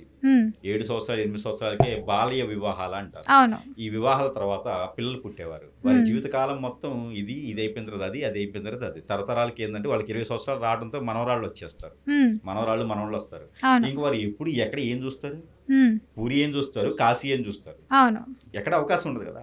ఇల్లు, పొలం, పనులు, పిల్లలు, మనవరాళ్ళు, మనవాళ్ళు, ఆస్తులు, గొడవలు ఇవే ఉంటాయి. ఉమ్మడి కుటుంబం. ఇక మనశ్శాంతి ఎక్కడ ఉంది? మనశ్శాంతి కదా, అసలు ఏ శాంతి ఉండదు. అయితే ఇప్పుడు వాళ్ళకి ఏమైందంటే కుదిరేది కాదు ఇక. అప్పుడు ఈ మనవాళ్ళు పెద్దోళ్ళు అయిన తర్వాత ఈ పెద్దోళ్ళకి ఏం చేస్తారంటే ఇంక వీళ్ళకి పనేం ఉండదు, అంతా అయిపోతుంది, పనేం ఉండదు. కాబట్టి అప్పుడు బయలుదేరతారు ఎవరో పెళ్లి అనుకుంటారు. అప్పుడు ఇంకా ఏం చేస్తారు, ఆ టైంలో రవాణా కూడా ఉండదు కాబట్టి ఇక ఉన్నటువంటి కొద్ది గొప్ప ఓపిక ఉంటుంది కదా, ఈ ఓపికను పెట్టుకొని మూటాముళ్ళు మొత్తం సర్దుకొని ఇక తీర్థయాత్రలని వెళ్ళిపోతారు అన్నమాట. ఆ తీర్థాలు ఎక్కడెక్కడ ఉంటాయండి, రామేశ్వరం, కాశీ అంటే రామేశ్వరం కాశీని వెళ్ళడానికి అయిపోతుంది జీవితం. అలాంటిది ఉన్నటువంటి ప్రదేశాలన్నీ మన పక్కన ఉన్నటువంటి వదిలిపెట్టేసి అక్కడ పీఠాధిపతులు ఉంటారు కదా, మనకి శక్తి పీఠాలు, జ్యోతిర్లింగాలు ఇవి చూడాలనుకుంటారు. వాళ్ళకు ఉన్న సమయానికి ఇవన్నీ 2 చూసుకొని కళ్ళు మూసుకోవాలనుకుంటారు. అలాగే ఒక దగ్గర మొదలుపెట్టి మొత్తం తిరిగి ఒక దగ్గరికి వచ్చేటప్పటికి వారి ప్రాణం కాస్త వాళ్ళకి అదృష్టం ఇంకా ఉన్నది చూసుకోవాలనుకుంటే ఉంటారు. ఇక లేని వాళ్ళు ఏంటంటే ఇంకా రాము అనే ఒక డిసైడ్ అయిపోయేసి వెళ్తారనమాట లాస్ట్ రోజులు. అది ఒకవేళ తీర్థయాత్రలకు వెళ్తూ మధ్యలోనే వాళ్ళు చేసేవారు. ఇంకా ఆ పుణ్యం అనేది అట్లా ఉంటుంది వారికి. ఇంకా ఇంట్లో వాళ్ళు అప్పటికి వదలలేదు అనుకోండి, వాళ్ళకి ఏం చేస్తారు ఇక మధ్యలోనే రామకృష్ణ. ఒక్కోసారి వాళ్ళు ఏమయ్యారన్న ఆచూకీ కూడా తెలియదు. ఆచూకీ అనేది వీళ్ళకి దరిద్రం వదిలినట్టు. ఇక వాళ్ళతో పనులు అయిపోయినాయి కదా, ఇంక వాళ్ళకి ఓపిక ఉండదు. ఓపిక ఉండదు కాబట్టి వాళ్ళు వదిలేస్తారండి. మీకు అది అర్థం కావట్లా. పెద్దవాళ్ళు ఇంట్లో నుంచి వెళ్ళిపోతున్నారంటే వాళ్ళకి ఇంట్లో పని చేసేటువంటి ఓపిక లేకపోతే తీర్థయాత్రలకు వెళ్ళిపోండి ఇంకని చెప్తారు. డైరెక్ట్గా వీళ్ళు పంపించడానికి ఇష్టం లేక తీర్థయాత్రకి వెళ్ళిపోండి అని చెప్తారన్నమాట. ఇంక వాళ్ళు వస్తే వీళ్ళు కుళ్ళుకుంటూ ఉంటారు, రాకపోతే ఆనందిస్తూ ఉంటారు ఇంట్లో వాళ్ళు. అప్పుడు ఫోన్ సౌకర్యం కూడా లేదు కాబట్టి ఈ రకమైన ఆలోచనతో ఉండేది. పెద్దవాళ్ళు గొప్పవాళ్ళు కాబట్టి వాళ్ళు ఏమనుకుంటారంటే ఇన్ని రోజులకి మా మనవాళ్ళు మనవరాళ్ళు నన్ను వదిలిపెట్టారు, ఎంత ప్రేమో నేనంటే అని చెప్పి వీరు అనుకుంటారు అనమాట. పోయే ప్రతి దేవుడికి ఏం మొక్కుతారు తెలుసా? మా మనవాళ్ళు మా మనవరాళ్ళు మా కొడుకులు బాగుండాలని మొక్కుంటారు వాళ్ళు. అదే పెద్దవాళ్ళు అంటే. అప్పుడు వాళ్ళు మన మీద మన కోరికలు తీరాలని, మనకున్న కష్టాలు పోవాలని వాళ్ళు తీర్థయాత్రలు చేస్తూ కాలం చేస్తూ ఉంటారు. అయితే అప్పుడు ఈ సౌకర్యం లేదు కాబట్టి అప్పుడు వారు తీర్థయాత్ర వెళ్ళేవారు. అదే ప్రత్యేకత. ఈ రోజుల్లో ఏమైందంటే ఆ తీర్థయాత్రలు కాస్త ఈరోజు మీరు కాశీకి వెళ్ళాలన్నా, రామేశ్వరం వెళ్ళాలన్నా, పూరికి వెళ్ళాలన్నా, లేదా జ్యోతిర్లింగాలు వెళ్ళాలన్నా, లేదా శక్తిపీఠాలకు వెళ్ళాలన్నా కూడా పెద్ద సమయం కాదు. 3 రోజులు కేటాయిస్తే అన్ని తిప్పేసుకొని రావచ్చు. ఇంకా మీకు రికమెండేషన్ అంటే మీకు విఐపి దర్శనాలు ఉంటాయి. ఈ రోజుల్లో విఐపి దర్శనాలు కూడా కామన్ అయిపోయింది. అలా వెళ్ళగానే మొత్తం లైన్ అంతా క్యూర్ అయిపోతుంది. అంబులెన్స్ వచ్చినట్టుగానే వెళ్ళిపోతాము, వెళ్ళిపోయి చూసుకుని వస్తాం. ఈ రోజు అంబులెన్స్ కూడా మనకి ప్లేస్ ఇవ్వట్లేదు అనుకోండి, అది వేరే విషయం. ఇంత పెద్ద రోడ్లు ఉన్నా కూడా అంబులెన్స్ కి మనం ప్లేస్ ఇవ్వలేకపోతున్నాము. అయితే ఎవరి బిజీ వాళ్ళది అయిపోయింది, అంబులెన్స్ కన్నా వీళ్ళు ముందు వెళ్ళాలని. అయితే ఇప్పుడు మనకి తీర్థయాత్ర ఎలా అయిపోయిందంటే క్షణాల్లో తీరిపోతుంది కాబట్టి ఈ రోజుల్లో అందుకని చెప్పి తీర్థయాత్రలు అనేది వదిలేసి పిక్నిక్లు, గోవా, బ్యాంకాక్ ఇలాంటివి ఎక్కువైపోయినాయి అనమాట. ఇంకా తీర్థయాత్ర అనేది అయిపోయింది కదా, అందుకని ఇవి ఎక్కువైనాయి. ముఖ్యంగా తీర్థయాత్రలు ఎందుకు చేస్తారు అంటే ఇంట్లో వాళ్ళ కోరికలు తీరాలని చెప్పేసి అని అలా ఒక సర్దుకొని వెళ్ళిపోయేదానికి తీర్థయాత్ర అంటారు. అయితే ఈ తీర్థయాత్రలు ఇవన్నీ పెద్దవారు మాత్రమే చేయాలి కానీ ఒక 40-50 ఇయర్స్ వాళ్ళు చేయకూడదు అంటారా? ఎవరైనా 60+ వెళ్ళాలంటారా? అంటే చాలా మంది తీర్థయాత్ర ఫలితాలు ఎలా ఉంటాయంటే మధ్య వయసు వాళ్ళు, అంటే ఒక 30-40 పిల్లలు ఉన్నారు, పెళ్ళిళ్ళు చేయాలి అలాంటి వాళ్ళు కాకుండా 60 సంవత్సరాలు అలాంటి వాళ్ళు చేస్తేనే పుణ్యం ఉంటుందంటారు. నిజమేనంటారా? అలా ఏముండదండి, ఎవరైనా చేయొచ్చు. తీర్థయాత్ర అనేది ఏం లేదు, ఎవరైనా చేయొచ్చు. దేవుని దగ్గరికి దర్శనానికి వెళ్ళడానికి ఎవరు వెళ్తే ఏమవుతుంది? దేవుని చూడటానికి ఎవరు వెళ్తే ఏమవుతుంది? ఎవరైనా వెళ్ళొచ్చు, ఎవరైనా చేయొచ్చు. అంటే ఆ రోజుల్లో ఉన్నటువంటి పరిస్థితికి వారు వెళ్ళేవారు. చెప్పే కదా, చిన్న వయసులోనే పెళ్లిళ్ళు చేయడంతో ఆ వయసు వచ్చేటప్పటికి వారికి తెలియడానికి అప్పుడు వెళ్ళేవారు. ఇప్పుడు ఏమైందంటే ఎవరికి వాళ్ళకి ఇండివిజువల్ లైఫ్ అయిపోయింది, ఎవరికి వాళ్ళకి జీవితం అయిపోయింది, ఎవరికి వాళ్ళకి బతికేదానికి అయిపోయింది, వనరులు అయిపోయినాయి. ప్రతి ఒక్కరికి నాలెడ్జ్ వస్తుంది, ఇన్ఫర్మేషన్ వస్తుంది, ఇంటిమేషన్ వస్తుంది, ఎక్కడికి వెళ్తే ఏం జరుగుతుందో తెలుస్తూ ఉంది, ఏ పూజ చేస్తే ఏ ఫలితం వస్తుందో తెలుస్తూ ఉంది. కాబట్టి ఈ రోజుల్లో ప్రతి ఒక్కరికి అవేర్నెస్ అనేది పెరిగిపోయింది. ఈ అవేర్నెస్ పెరగడంతో దేవుని దర్శనానికి వెళ్ళటమే కదా తీర్థయాత్ర. అంటే తీర్థం వెళ్లకుండానే తీర్థం వచ్చేస్తుంది ఈ రోజుల్లో. ఆన్లైన్ లో బుక్ చేసుకుంటే తీర్థం కూడా వస్తుంది మనకి. కాబట్టి ఆ రోజులకి ఈ రోజులకి వ్యత్యాసం పెరిగిపోయింది, అవేర్నెస్ పెరిగిపోయింది. ఇప్పుడు మీరు ఆన్లైన్ లో బుక్ చేసే తీర్థం కూడా వచ్చేస్తుంది అంటున్నారు కదా. ఇప్పుడు అలాగే ఒక పర్సన్ అయితే కమెంట్ లో అడిగారు మమ్మల్ని అడగమని చెప్పి, అంటే ఇలా డైరెక్ట్ ఆన్లైన్ లో తీర్థం వచ్చేస్తుంది, ఇలాంటివి తీసుకుంటే బెటరా లేదంటే మనమే స్వతహాగా నడిచొచ్చి దేవుడి దగ్గర దండం పెట్టుకుంటే ఇలా పుణ్యం వస్తుందా అని అడుగుతున్నారు. బిజీ షెడ్యూల్ బట్టి దేవుడు మన దగ్గరికి రావాలా, మనం దేవుడి దగ్గరికి వెళ్ళాలా. ఇంకొంతమంది అంటున్నారు దేవుడు అన్నవారు మనలోనే ఉన్నారని కొంతమంది అంటున్నారు. ఇంకొంతమంది ఏ ఇంట్లో పటాలు లేవా, పూజలు చేసుకుంటే అవ్వదా, లేదంటే దగ్గరలో శివాలయాలు లేదా, గుడులు లేవా, ఎక్కడికి వెళ్ళినా దేవుడు దేవుడే కదా అంటున్నారు. చేసుకోవచ్చు. ఎదుటి వ్యక్తిని ఇబ్బంది పెట్టకుండా ఉన్నంత వరకు కూడా సనాతన ధర్మాన్ని పాటిస్తూ ఆ ధర్మం పాటిస్తూనే ఎదుటి వారికి ఇబ్బంది కలగనంత వరకు కూడా మనం ఏదైనా చేయొచ్చు. దర్గాకి వెళ్ళొచ్చు, మసీదుకి వెళ్ళొచ్చు, చర్చికి వెళ్ళొచ్చు, నువ్వు భగవద్గీత చదవచ్చు, ఖురాన్ చదవచ్చు, బైబుల్ చదవచ్చు, నువ్వు ఏమైనా చేయొచ్చు. కానీ దానిలో ఉన్నది పాటిస్తే చాలు. అంతేగాని సొంతగా లిఖించాలి, రాయాలి, రాజ్యాంగాన్ని సృష్టించాలి, దానిలో నేను ఒక భాగం అవ్వాలి, నేనే దేవుణ్ణి అనుకోవడం కాదు. అలా కాకుండా భావ ఉద్రేకానికి వెళ్లకుండా భావంతో చేసుకుంటే ఎదుటి వారికి ఇబ్బంది కలిగకుండా ఎదుటి వారికి సహాయం చేసే గుణం ఉంటే కనుక ఎదుటివాడు చెప్పాలి నువ్వు దేవుడని. అంతేగాని నేను దేవుడని చెప్పి దండలు వేసుకునే దానికి అవసరం లేదు. ఇంట్లోనే పూజ చేసుకోవచ్చు. ఆత్మ సంతృప్తిగా ఎక్కడైనా దొరుకుతుంది. మీకు కుదిరినప్పుడు ఆలయానికి వెళ్తే సరిపోతుంది. అంతేగాని అక్కడికి వెళ్ళి ఏదో కమర్షియల్ చేయాలని అయితే అవసరం లేదు. ఇంకోటి ఏంటంటే మొక్కుబడులు కూడా అవసరం లేదు. ఎదుటి వారికి సహాయం చేసే ప్రతి ఒక్కరు కూడా మొక్కుబడికి మొక్కుని మేకల్ని కోళ్ళని కోళ్ళని బలించేటువంటి అలాంటి కార్యాలు కూడా చేసేటువంటి పని అయితే ఏం లేదు. చాలా మంది నిజంగా అండి మొక్కుకుంటే నిజంగా అమ్మవారి కానీ దేవుడు ఎవరైనా సరే కోరికలు తీరుతాయి అంటుంటారు. నిజంగా అలాగా అసలు ఒక జంతుని బలి ఇవ్వడం కరెక్ట్ అంటారా? కరెక్ట్ కాదండి. ఏ అమ్మవారు కూడా బలి కోరదండి. ఏ అమ్మవారు కూడా బలి తీసుకోదు. ఏ అమ్మవారు బలి కోరదు. మరి అమ్మవారికి బలి ఇవ్వాలంటే ఏం బలి ఇస్తే మంచిది అంటారు? ఫ్రూట్స్. బలి అనేది ఏమి ఉండదండి. గుమ్మడికాయ ఇవ్వచ్చు, కొబ్బరికాయ ఇవ్వచ్చు, అంతేగాని వేరే ఏ బలి ఇచ్చే అవసరం లేదు. మేకల్ని కోళ్ళని ఎవరండి బలి ఇవ్వమని చెప్పారు? వీళ్ళకి ఎవరు చెప్తారు? అవన్నీ కూడా ఎవరు చెప్పరు. వాళ్ళ సిద్ధాంతాలు, వాళ్ళ ఆచారాలు వాళ్ళే సృష్టించుకుంటారు. అన్ని ఇదే చేయాలి అని చెప్పేసి అని ఆచారం చెప్పితే ఎవరు ఎక్కడ ఏ బలి ఇచ్చే అవసరం లేదు. నిజంగా అండి ఈ మధ్య కాలంలో చూసుకున్నట్లయితే మేకల్ని బలిచ్చేస్తున్నారు. అసలు చంపేటప్పుడు ఎంత హింసగా అంటే. విషయం ఏంటంటే నేను చాలా సార్లు కూడా నేను మీకు విన్నపించుకున్నాను ఈ సందర్భంగా. మనకి ఆలయాల్లో అమ్మవార్లు ఉంటారు. అమ్మవారు శక్తి స్వరూపం అంటారు. మంచి చేయడానికి ఉంటారు ఆవిడ. అవునా?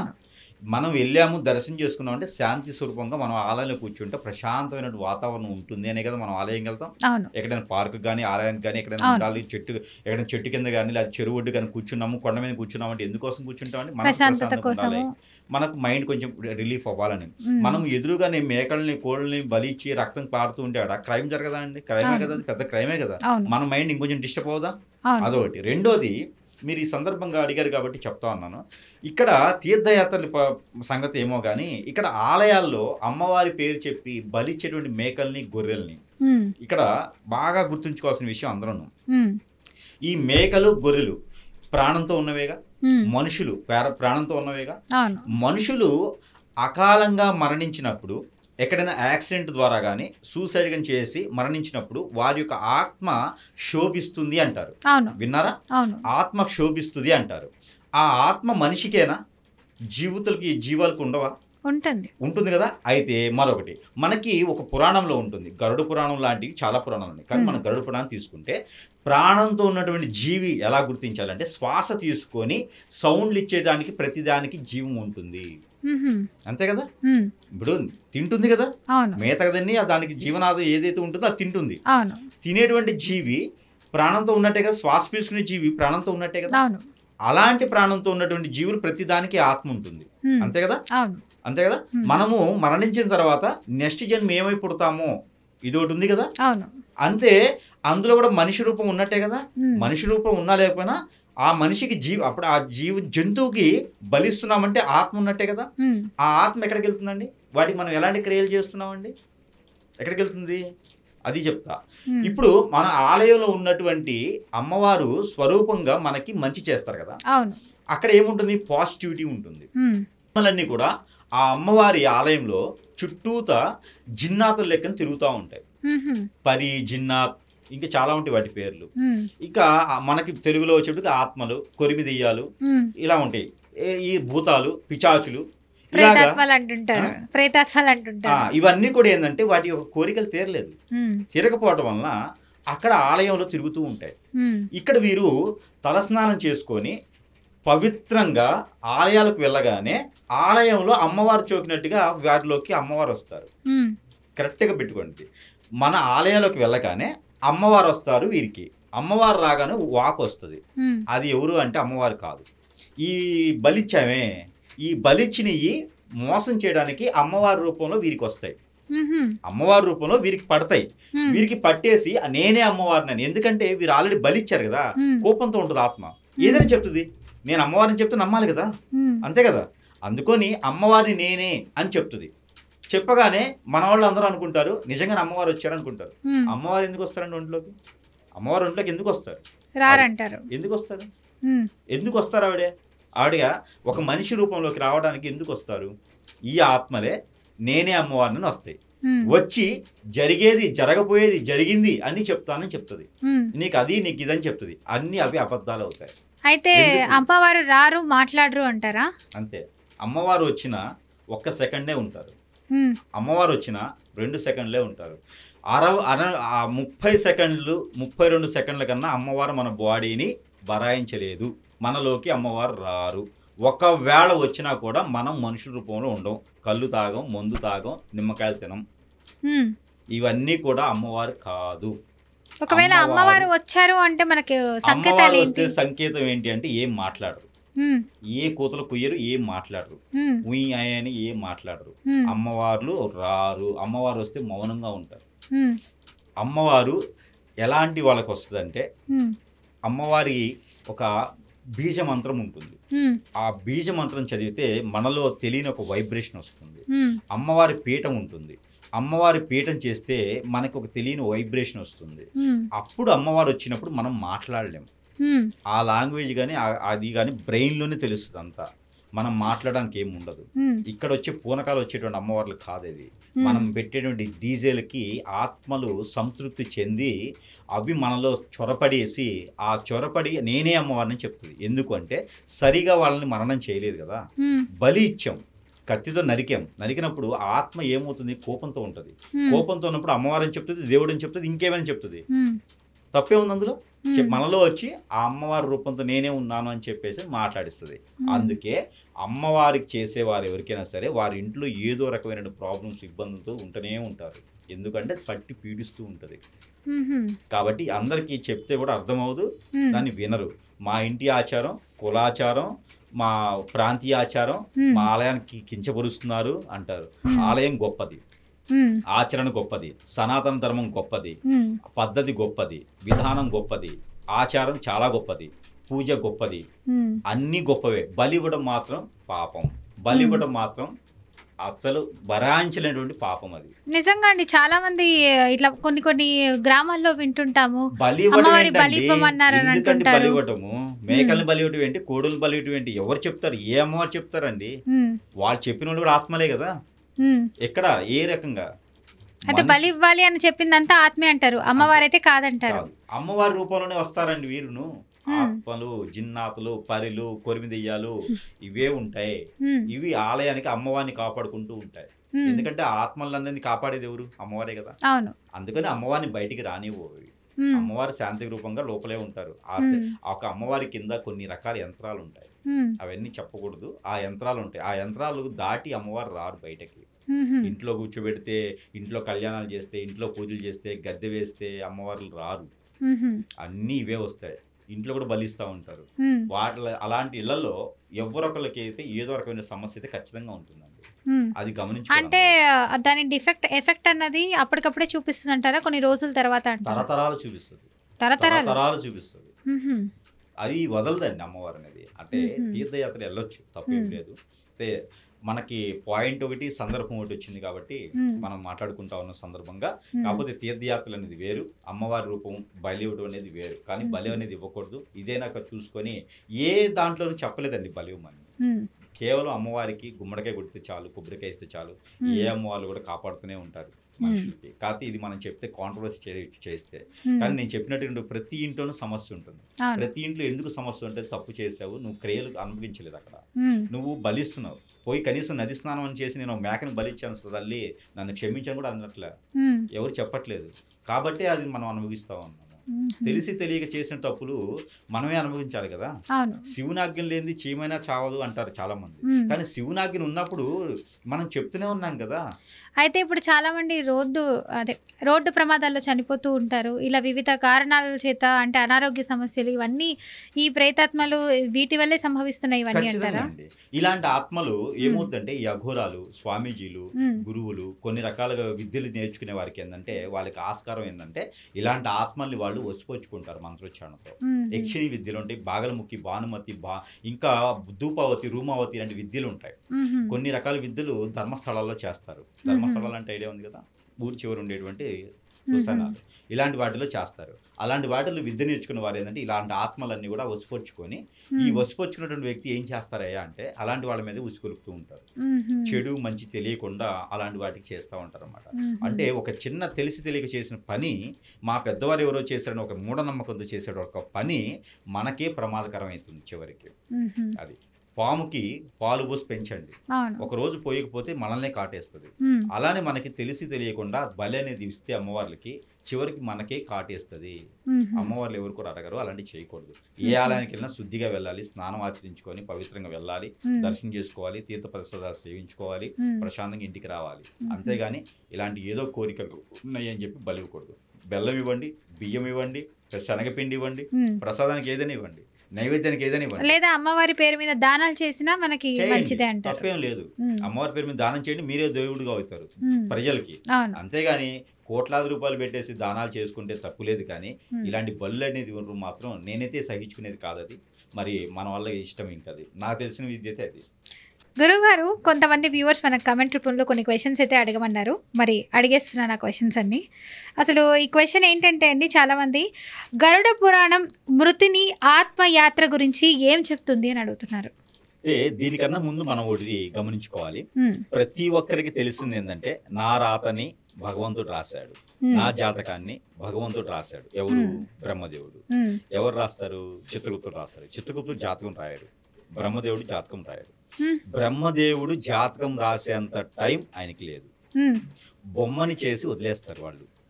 జాతకం ఎవరు రాస్తారు అంటే, మన జాతకం మనమే రాస్తాం, మనం రాసుకుంటాం. ఇది ఎవరికి తెలియనటువంటి జీవిత సత్యం. చాలా మంది బ్రహ్మదేవుడే మనం సృష్టించారు, అక్కడ కొన్ని ప్రాంతాల నుంచి మట్టి తీసుకొచ్చి బొమ్మ చేశారు, సృష్టించారు. అంటే వివాహం కావచ్చు, ఏదైనా చనిపోవడం కావచ్చు, ఏదైనా విధి రాసేది బ్రహ్మదేవుడు అని అంటుంటారు. ఇతను ఒక ముస్లిం ఇంట్లో పుట్టాలి, ఇతను ఒక హిందూ ఇంట్లో పుట్టాలి, ఇతను క్రైస్తవ ఇంట్లో పుట్టాలి అని చెప్పి లేచి చేస్తాడా 3 ఏళ్లలో? ఏమో అండి, అందరూ చెప్పిన ప్రకారం అట్లనే అన్నారు. మరి బ్రహ్మదేవుడు బొమ్మను చేసేటువంటి అధికారం మాత్రమే ఉంటుంది. ఓకేనా? అయితే ఈ యొక్క రాసేటువంటి తీరిక టైము అతనికి ఉండదు. ఓకే, ఆయన జ్ఞానమూర్తి. బ్రహ్మదేవుడు ధ్యానమూర్తి. బ్రహ్మదేవుడికి రాస్తూ కూర్చుంటే చెక్కే శిల్పి ఎవరు? ఆయనకు ఉన్నాయి కదండి 6 చేతులు 8 చేతులు, 4 ముఖాలు ఉంటాయి, 8 చేతులు ఉంటాయి. అయితే బ్రహ్మదేవుడికి 4 కాదు, 5 ముఖాలు ఉంటాయి. 5 ముఖాలు, 5 ముఖాలు ఉంటాయి. ఒక్కొక్కటి చేస్తారు కదా చేతులతో. బ్రహ్మదేవుడికి మనం చూసేది 3 ముఖాలతో చూస్తాం. అవును, కానీ 3 ముఖాలు కాదు, 5 ముఖాలు. వెనక ఇంకో 2 ఉంటాయి అంటారు ముఖాలు. పైన ఉంటుంది. బ్రహ్మదేవుడికి 5 రంధ్రాలు, 5 ముఖాలు ఉంటాయి. కానీ బ్రహ్మదేవుడికి 10 చేతులు ఉంటాయి. కానీ బ్రహ్మదేవుడు మన రాత రాయడు. మనదే కాదు, కలియుగంలో జన్మించి ఇప్పుడు జీవనశైలి కొనసాగించిన ప్రతి ఒక్కరికి కూడా కలియుగం ఒకటే కాదు, త్రేతాయుగం, ద్రౌపదయుగం, ఏ యుగంలో అయినా ఎవరు జన్మించినా సరే బ్రహ్మదేవుడు అనేది రాయడు. మీకెవరు చెప్పారు బ్రహ్మదేవుడు రాయడు? గరుడ పురాణంలోనే ఉంటుంది ఇది. గరుడ పురాణం ఏదైతే మనం మాట్లాడుకుంటున్నామో, ఈ గరుడ పురాణంలో ఈ రోజు ఉన్నటువంటి గరుడ పురాణం మనకి నచ్చినట్టు లిక్కించుకున్నటువంటి గరుడ పురాణంలో కాదు. మన బైబుల్ 4 సార్లు పుట్టింది, అలాంటి గరుడ పురాణాలు కాదు. గరుడ పురాణం వేదాలు సూచించినటువంటి గరుడ పురాణం ఒకటి ఉంటుంది. ఆ గరుడ పురాణం ఈ మధ్య కాలంలో లభించట్లా. కాబట్టి ఆ గరుడ పురాణంలో మనకి చూసినట్లయితే బ్రహ్మదేవుడు మన రాత రాయలేదు. ఇది ముఖ్యంగా అందరూ గుర్తుపెట్టుకోవాల్సిన విషయం. అది ఎక్కడ అంటే, మన రాతని మనమే రాసుకుంటాం. ఇది ఎక్కడ జరుగుతుందో చెప్తా. ఇప్పుడు మనం ఒక దగ్గరికి వెళ్ళాలి. ఇప్పుడు మన ఆఫీస్కి రావాలంటే మీ లోపల రావాలి. మీరు మార్నింగ్ ఒక టైము, ఈవినింగ్ ఒక టైం వెళ్ళాలి. మీకు ఒక యాక్సెస్ ఉంటుంది, ఉంటుందా? మీకు ఒక లిక్కి చిట్టా ఉంటుంది. మీరు అక్కడ తంబేస్తేనే గానీ లోపలికి వచ్చినట్టే సిగ్నల్ ఉంటుంది. ఆ టైంకే రావాలి కాబట్టి. అవును, మీరు తంబేస్తే మీరు లోపలికి వచ్చారు, తంబేస్తే బయటకు వెళ్ళిపోయినారు. ఒక 1 మంత్ తర్వాత చూసుకుంటే కూడా మీకు ఏ రోజు తంబేశారు, ఏ రోజు వచ్చారని తెలిసిపోతుంది. ఎవరికి ఇక్కడ ఏముండదు ఇక్కడ. అలానే బ్రహ్మదేవుడి దగ్గర, అలానే యముడి దగ్గర, చిత్రగుప్తుడి దగ్గర ఒక లిస్ట్ ఉంటుంది. ఎవరెవరు ఎప్పుడు రావాలి, ఎవరెవరు ఎప్పుడు వెళ్ళాలి అని. ఆ లిస్ట్ ప్రకారంగానే మనం వెళ్ళి సిగ్నేచర్ చేసి వస్తాం. అయితే ఈ మధ్యలో ఏం జరుగుతుందంటే, బ్రహ్మదేవుడు సృష్టించిన తర్వాత భూమి మీదకి వదిలివేస్తాడు కదా. ఈ వదిలివేసిన తర్వాత మనం చేసేటువంటి కర్మలన్నీ ఉంటాయి. ఇది తర్వాత యముడు మనల్ని తీసుకుపోతాడు, ఏదో ఒక విధంగా తీసుకెళ్తాడు. తీసుకెళ్లిన తర్వాత అక్కడ చిత్రగుప్తుడు ఉంటాడు. అసలు దేవుడు ఈయనే. ఈ చిత్రగుప్తుడే రాయభారి. బ్రహ్మదేవుడికి ఈ యొక్క యముడికి మధ్యలో ఉండేది చిత్రగుప్తుడే. మరణానికి జీవనానికి మధ్యన ఉండేది వారధి ఆయన, అంతేనా? చిత్రగుప్తుడు ఉంటాడు. ఈ చిత్రగుప్తుడి దగ్గర ఏముందంటే ఎక్స్పోర్ట్ ఇంపోర్ట్ లా ఉంటది అనమాట. వచ్చేది ఎంట్రీ, పోయేది ఎగ్జిట్, 2 ఉంటాయి ఈయన దగ్గర. మనం వెళ్ళగానే ఏం చేస్తాడంటే మన హిస్టరీ తీసి పక్కన పెట్టేస్తాడు. మన హిస్టరీ ఏదైతే బుక్ ఉంటుందో అది తీసి పక్కన పెడతాడు. ఆ నోటర్ బుక్ లో ఏముంటుందంటే, మనం పుట్టినప్పటి నుంచి ఎవరెవరి మీద అయితే పాస్ పోసాము, ఎవరెవరి మీద అయితే ఏ మేనమామ పోసాము, ఏ పెదనాన్న మేము పోసాము, ఏ తాత మీద పోసామని దగ్గర నుంచి మనము కాలం ఆ విడిచేంతడు చాంతాడుతో మనం వెళ్ళేటువంటి చంద్రకోటతో పోయినటువంటి ఆత్మ ఎక్కడి వరకు మధ్యలో ఆగిపోయింది, జర్నీ చేసి మళ్ళీ చిత్రగుప్తుడి దగ్గరికి జర్నీ చేసి వెళ్ళేంత వరకు కూడా ప్రతిదీ సెకండ్తో సహా కూడా అక్కడ లిక్కించి ఉంటది, మనకి కళ్ళకి మొత్తం చూపించేస్తాడు. అంటే 4G 5G మొబైల్ కంటే ఫాస్ట్. ఇది మనకి ఇది కాదు, ఇది లేదు, ఇది నేను అని చెప్పడానికి లేదు. ఇక్కడ ఆ చీటీ మొత్తం మనకి రాగానే మనకి దీన్ని బట్టి అక్కడ ఎంత పర్సంటేజ్ అని ఉంటుంది. పాపాల పర్సంటేజ్, పుణ్యాల పర్సంటేజ్, మధ్యస్థ ఒకటి ఉంటుంది. మధ్యస్థ ఏంటంటే మనం చేసే ధర్మాలు దానాలు, ఇది ఒక్కటే ఉండేది. అది పోగా అది మధ్యస్థ అనమాట. ఇక్కడ 3 ఎగ్జిట్స్ కి ఇది గ్రీన్, మనం చేసే దాన ధర్మాలు ఉంటాయి కదా, ఇది గ్రీన్ కలర్. పెద్దవాళ్ళని మనం చూసుకుంటామే, పెద్దవాళ్ళు పుణ్యకాలాలు అంటారు, మన తాతయ్యలు, నాయనమ్మలు, అమ్మమ్మలు లేకుంటే కనుక వారి యొక్క విధానంలో ఉండేటువంటి ఆచారాలను పాటించుకోవటం, వారు ఎక్కడైనా ట్రస్ట్కి భూమి ఇస్తే అది పాటించడము, తల్లిదండ్రులు పూజించుకుంటూ బ్రతికించడము, వాళ్ళని ఎంతవరకు జీవనశైలి కొనసాగాలి అంతవరకు మనం జాగ్రత్తగా చూసుకోవటము, బాధ్యత నివరించుకోవటము, స్త్రీ దోషాలు లేకుండా చేసుకోవటము, ఒకటే భార్య ఒకటే భర్త పిల్లల్ని పోషించుకోవటము, ఇలాంటివన్నీ పుణ్యకార్యాలు. ఓకేనా? ఇంకొకరిని ఇబ్బంది పెట్టుకుని బ్రతకడము, ఇలాంటివన్నీ కూడా గ్రీన్ కలర్ లో ఉంటాయి. అక్కడ ఈ గ్రీన్ కలర్ మైనస్ చేస్తుంది రెడ్ కలర్ నుంచి. రెడ్ కలర్ నుంచి గ్రీన్ కలర్ మైనస్ అయిన తర్వాత బ్లాక్ కలర్ వస్తుంది. ఈ బ్లాక్ కలర్ లో ఏంటంటే శూన్యం. ఇక్కడ ఏమవుతుందంటే 7 తరాలన్నీ కూడా కనిపిస్తాయి. ఈ కనిపించడంతో అప్పుడు మనకి గరుడు పురాణంలో ఒక పేజ్ ఉంటుంది. అంటే ఏంటంటే మనం చేసే కర్మలకి బాండ్లు పెట్టి వేపుతారు, నిన్ను పాప్కార్న్ చేసేస్తారు, నిన్ను మట్టిలేసి తొక్కేస్తారని చెప్పేసి గరుడు పురాణంలో ఉందని చెప్పి చాలా మంది చెప్తారు. అలా ఉండదు గరుడు పురాణంలో. కాకపోతే మన రాత ఇక్కడ ఏమైందంటే 3 ఎగ్జిట్ చెప్పా కదా, ఈ యొక్క రెడ్, గ్రీన్, బ్లాక్. ఈ రెడ్ బాగా ఎక్కువ ఉండి గ్రీన్ ఉందనుకోండి, ఈ గ్రీన్ ఎక్స్క్యూజ్ చేసేసి బ్లాక్ ఏర్పడుతుంది. ఈ బ్లాక్ ఏంటంటే అనుభవించాల్సింది. ఈ బ్లాక్ ఏంటి మనం అనుభవించాల్సింది. అప్పుడు ఈ బ్లాక్ ఎంతవరకు ఉందో మనం చూసుకొని మన రాత్రి మనకే ఇచ్చేస్తారు ఆ ఒక చిత్రగుప్తుడు. అంటే బ్లాక్ ఉంది కదా, ఈ బ్లాక్ ది మనమే డిసైడ్ చేసుకోవాలి నెక్స్ట్ జన్మకి ఎలా ఉండాలి నేనని. అనుభవించాలి కదా, అది అనుభవించాలి కదా. ఎలా ఉంటే అనుభవిస్తాననేది ఇక్కడ మనం రాసుకుంటాం. ఈ బ్లాక్ దాన్ని చూసేసి ఈ బ్లాక్ దానికి ఏదైతే శిక్ష ఉందో ఆ శిక్ష రోజుల్లో మనకు కనిపిస్తూ ఉంటది. ఆ కనిపించినప్పుడు ఈ శిక్షకి నేను అర్హుడిని అని చెప్పేసి అని నాకు నేనే ఒప్పందం, అక్కడ నాకు నేనే ఒప్పుకోవాలి, తప్పదు. ఇంక అక్కడ వేరే ఆప్షన్ లేదు. నాకు నేనే ఒప్పుకొని రాసుకుంటా, నెక్స్ట్ వచ్చే జన్మలో ఇది నేను అనుభవిస్తానండి అని చెప్పేసి అని అప్పుకుంటా. ఆ అప్పు నేను తీర్చుకుంటాను నెక్స్ట్ జన్మలు అని చెప్పేసి రాసుకుంటాను. రాసుకోగానే బ్రహ్మదేవుడు ఏం చేస్తాడంటే రాసేసినప్పుడు ఆ సంతకం పెట్టించుకొని బొమ్మను తీసుకెళ్ళి తోటేస్తాడు. నెట్టి పడేసినప్పుడు అది ఎవరింట్లో అదృష్టం ఉంటుందో వారింట్లో పడిపోతుంది అనమాట. అంతేగాని ఈ బ్రహ్మదేవుడు రాసి నీకు నొప్పించి బాబు నువ్వు ఇది చెయ్యమ్మా కన్నా బుజ్జి అని చెప్పేసి టైం చెడు చేసుకుంటే నిజంగా కోడి మేక ఇలానే పుట్టిస్తారు. అయితే దాంట్లో ఒకటి ఉన్నది, భూమి మీద పడేసినప్పుడు మనము ఒకటి ఎట్లా ఉండిద్దంటే దాన్ని కూడా చెప్తా. మనము ఇక్కడ నుంచి సపోజ్ ఒక మన ఏరియా నుంచి మనకు హైదరాబాద్ నుంచి అనుకోండి, హైదరాబాద్ నుంచి విజయవాడ వెళ్ళాలి. సూర్యాపేట మీద వెళ్ళొచ్చు, నాగార్జున సాగర్ మీద వెళ్ళొచ్చు, లేదా రామోజీ ఫిల్మ్ సిటీ మీద వెళ్ళొచ్చు, లేదంటే ఇంకొక రూట్ లో వెళ్ళొచ్చు. లేదంటే ఒక్కొక్కడు ఉంటాడు, వాడేం చేస్తాడు ముంబైకి వెళ్తాడు, ముంబైకి వెళ్ళి హర్యానా వస్తాడు, హర్యానా నుంచి మళ్ళీ వైజాగ్ వెళ్తాడు, వైజాగ్ నుంచి విజయవాడ వస్తాడు. వాడు తిమ్మడు అంటారు అన్నమాట, చుట్టూ తిరుగుతుంటాడు. అంటే ఏదో విధంగా వెళ్ళొచ్చు.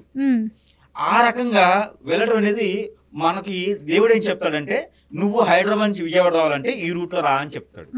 ఈ తిమ్మడు ఏం చేస్తాడంటే ముంబై, ఒరిస్సా ఇటంతా తిరుగుతూ వెళ్తాడు అనమాట.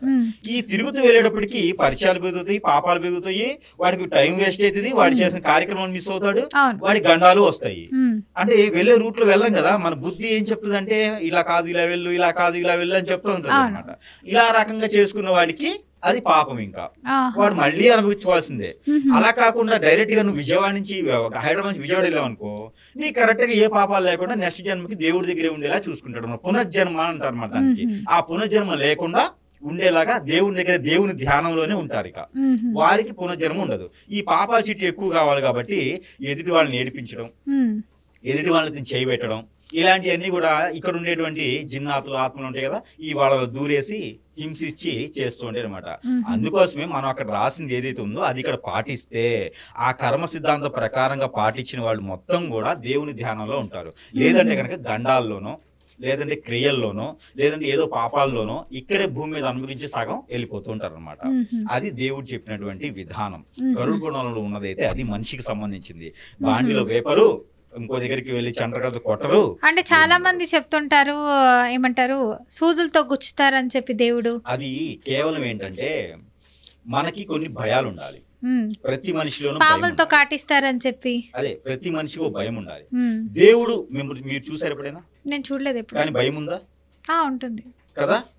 దేవుడు ఒక భయం, క్రియేటివిటీ. ఉమ్. పెద్దవాళ్ళు ఒక భయం, క్రియేటివిటీ. ఉమ్. ఇప్పుడు మీకు సిగరెట్ తాగేలా ఉంటుంది, మీకు లేకపోవచ్చు. నాకు లేదండి బాబు, దేవుడి దేవల్ల.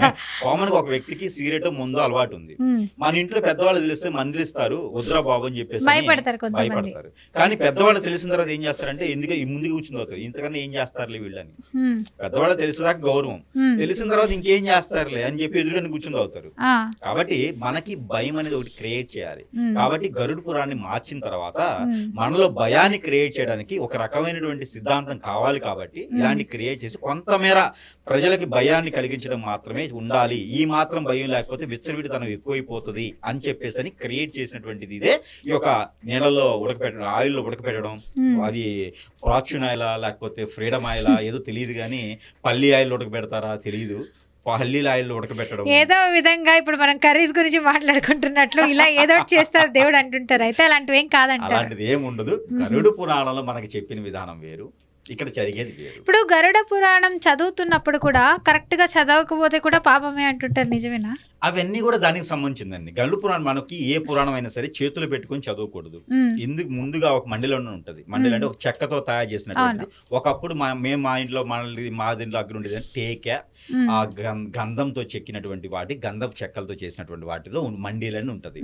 అది మనకి ఇలాగా తెరుచుకుంటే మడత మంచంలా ఉంటుంది. అంటే చేతిలో కూర్చొని పెట్టుకుని చదవకూడదా? ఎందుకంటే మన చేతులతో చాలా రకాలు చేస్తాం, చాలా రకాల క్రియలు ఉంటాయి, తింటుంటాము, అన్ని రకాలు చేస్తుంటాము. కాబట్టి చేతులతో పవిత్రమైన కొట్టడాలన్నీ చేస్తూ ఉంటారు కాబట్టి పవిత్రమైన గ్రంథం కింద పెట్టకూడదు. కాబట్టి మనం మండలాన్ని అని చెప్పేసి అని మడత మంచం లాగా ఉంటాయి అనమాట.